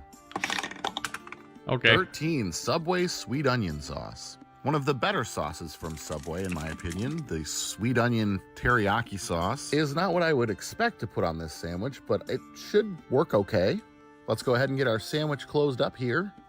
Get our toothpicks in to hold it together. And let's get it cut in half. That's just so much for a croissant. And let's It's take a look at that cross section. It doesn't look terrible. Somehow It might be we made it through decent. an entire week without creating an abomination. Let's give this sandwich a try. I mean, kiwis and deviled eggs is certainly something. Well, it's definitely a bit messy, but there's not really any flavor problems here. It could stand to be a bit more interesting, but it works. Swap about half of that celery for some dill pickles. Maybe turn those deviled eggs into actual egg salad. You could have something here. Still, definitely not one to complain about. I'm gonna go ahead and give this one a 7.1. I forgot to put a rating. The Shit. Green Devil. Thanks for hanging out with me today, everybody. I hope you have a great day, and I will see you again next time. Yeah, I think you got super lucky on the roughage rolls. That could have been real bad. Good afternoon, Rogue Okay, Rogues, next. and welcome to Roll for Sandwich, the series where I let All right, I think I'll probably do like one, maybe two more, and then I'm hungry. I want food myself. fate decide my lunch. Let's go. Today I'm going to be using these mini red and green dice that I got from my advent calendar last year. Let's get it started with our roll for bread. 5, schiacciata roll. This What is a Italian roll is schiacciata? similar to focaccia bread, though typically thinner and lighter. It has a crunchy outside seasoned with olive oil and herbs and a softer inside. Little something different today. Let's see how it treats us. Next up, let's roll for our main. 2, haggis. Haggis is the national dish of Scotland. It's made by mincing sheep's heart, lung, and liver with onions, oats, salt, suet, and stock, and cooking it inside of a sheep's stomach. Haggis has been illegal to import to the United States from Scotland since the The one thing the U.S. has ever done right in its entire life. 1970s, but this haggis was made in Redford Township, Michigan by Ackroyd's Scottish Bakery. It's gonna take about an hour in the oven. If Oh, there's magic editing, Jesus. It'll be instantaneous for you guys. All right, it's been an hour and our haggis is here, hot from the oven. Why is it? It's Why is it leaking. pooping? Is it supposed to do that? Well, our haggis seems to have had a little bit of a blowout, but it is cooked and we're gonna put it on a sandwich. We're gonna first cut open the casing because you do not eat the casing, thankfully. Kind of reminds do me not of eat the a casing. meatloaf, only a little looser, like somewhere between a meatloaf and a pate. All right, well, let's get our haggis spread out here on the sandwich. I did give it a try first by itself, and it's honestly not that bad. But I guess we'll see how it is as a sandwich. Bro, it literally, dude. It's honestly... It literally looks like my asshole after a fucking late night at Taco Bell. Not that bad. But I guess we'll see how Look it at is this as thing. This thing is fucking cooked over a here. sandwich. Let's roll for cheese. 4, Chihuahua. Chihuahua cheese. It looks delicious, Flats. Oh, if I got something for you. Also known as queso menonita, is a mild Mexican melting Queso? cheese. The type of cheese you'd use to make a quesadilla. It's creamy and has a slightly tangy flavor and originated in the Mexican state of Chihuahua. Since it is typically melted, I think this is a good chance to use our level 2 spell green flame blade and get this melted. So we'll take our torch and run it over here. Honestly, I thought it would get meltier, but maybe this was not the best method to use. It did get melty, but it also got kinda crispy on top. charry. Still probably better than not melting it at all. All right, let's roll roughage. You gotta put it on one of those cheese tray things that like you put on the thing, and then like it slides off. You know what I'm talking about? Double 5s, double celery again. How in the world? How did we get double celery twice in less than a week? Maybe the dice cards are trying to tell me I need more fiber in my diet? I don't know. Whatever. All right, let's get wild with our wild magic roll. 13, celery salt. Okay, no, this is personal. This is some kind of like vendetta or celery curse. All right, last but not least, it's the D20 sauce roll. Here we go. Please be celery related. 16, raspberry wasabi mustard. That's right, Siobhan, we've got raspberry wasabi mustard. And we're putting it on a haggis and extra celery sandwich. This stuff is delicious and packs quite a punch of flavor. And you know, maybe that's what we need for a haggis sandwich. I don't know. Is it real Get the wasabi? lid on Because real here. wasabi kind of hit like a truck. Get our toothpicks in to hold it together, and let's get it cut in half. And let's take a look at Probably that not, cross right? section. It's something. Well, all my luck was bound to run out eventually. Still, I feel like this probably could have been worse, but I also think it definitely could have been better. Let's give it a taste. Yeah, man, that's a lot of mush. Like I said, Yeah. the flavor of the haggis isn't bad, though it's not exactly something that I think I would crave. But paired with this specific bread, it's a lot of mushiness. And honestly, a bunch of celery and then some 2-6. celery salt is not what was 2-6. needed to make this any better. That sauce is really good though, but can't save it. Still, I've definitely eaten worse sandwiches on this show, and I'm gonna finish that haggis with some mashed potatoes, but not on a sandwich again. I'm gonna give this one a 2.9, and I'm gonna call it the Queen of Winter. Close. Here you go, Earl. Have a snack. Good mimic. Thanks for hanging out with me today, y'all. I'll see you next time. Yo, Moss, thank you for the gifted. And Benzie, thank you for 22 months. I appreciate it. What? What? If this is all you streamed, I would watch you flat sell LOL. Brother, you've been here for 22 months. You already do. Thank you, though. Appreciate it. What's up, everyone? Good Okay. afternoon, Good afternoon, Arepa Artificers, and welcome. Good afternoon. Good Okay. afternoon, Arepa All Artificers. right, one last episode, and then I'm going to get food because I'm hungry. Welcome to Roll for Sandwich, the series where I let fate decide my lunch. Let's go. Today I'm going to be using these green ocean dice made of cat's eye that were sent in by a viewer. Thanks. Let's get it started with our roll for bread. 2 freezer ends. Today from the freezer we have some seasoned Italian bread. It is definitely frozen, so we're going to use our 3 toast months, bread dude. cantrip Appreciate to it. bring it back to life. That looks a lot better. Let's get our slices on our plate here, and we're ready to go. Next up, let's roll for main. 9, ham. Always a good day for a ham sandwich. One of my personal favorites. We're Ham. starting out strong today. Next up, let's I roll like for me some cheese. ham. Ham's always good. 6, young mimolette. Mimolette is an aged French cheese that is kind of the French answer to Gouda. It has a nutty and slightly sweet I think I also had one of these at one point. It was just taste with not a bit of good. Like, I sharpness just as didn't know well. how to use it. It's It just delicious was and not. should pair nicely with the fatty and salty ham. I just would rather I'm just not use a ready to knife. count my chickens just yet, though. Let's roll for roughage. Tell Gus we said we love him.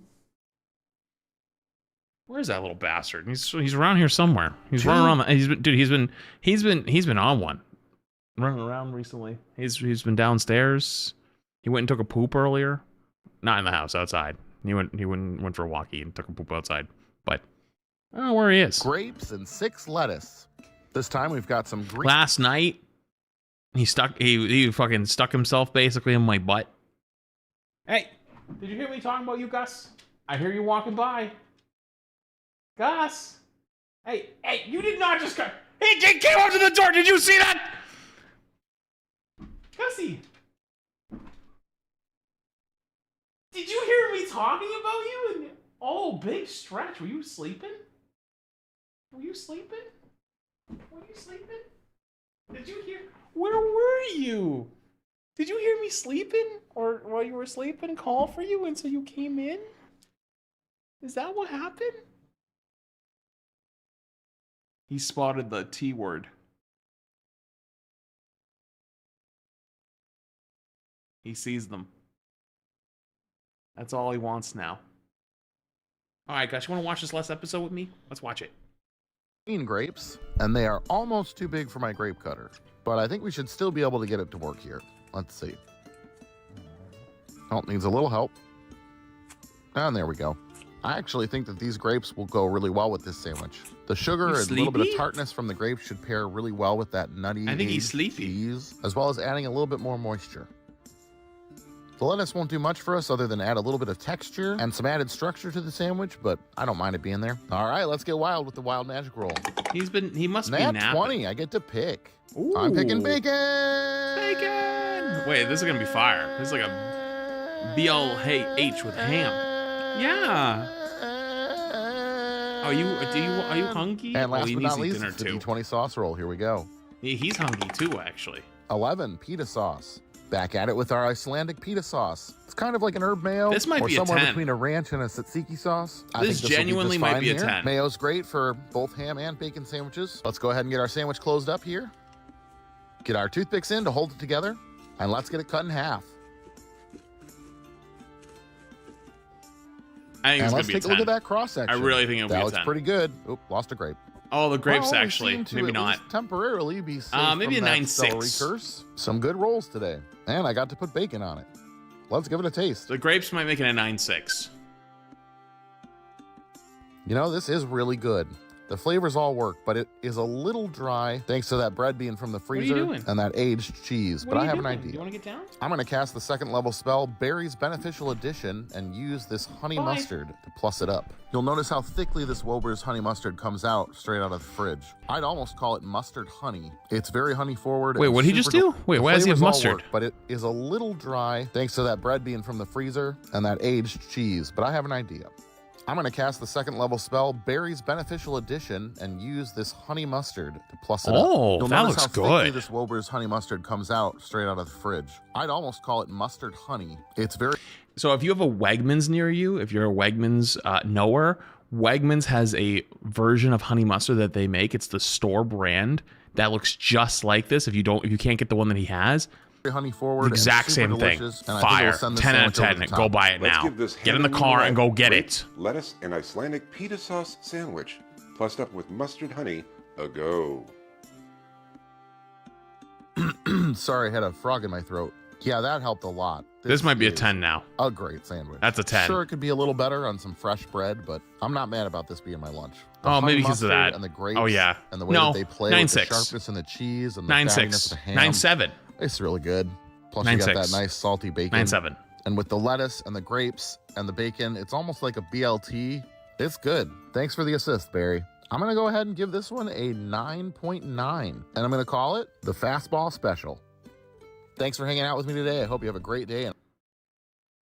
The fastball special, huh? I'm going to check the date, top right. 3/5. Someone was playing Rivals, I think. Someone was playing Marvel Rivals around this time. Maybe. 9/9 is actually crazy, though. All right. Chat, I'm hungry. So I'm going to call out there for today. Thank you for being here. Appreciate you. Twitch chat, you're going to flats too. As always, YouTube chat, you don't have to go home, but you can't stay here. I might come back tonight for a late night stream. There's like a 30% chance of that. Real talk. 30% chance at most. So don't expect it, but if it is, it'll be a special little treat. If you don't get it, then, well, I'll see you tomorrow for Rivals Flats, don't forget your stuff. drivers while offline.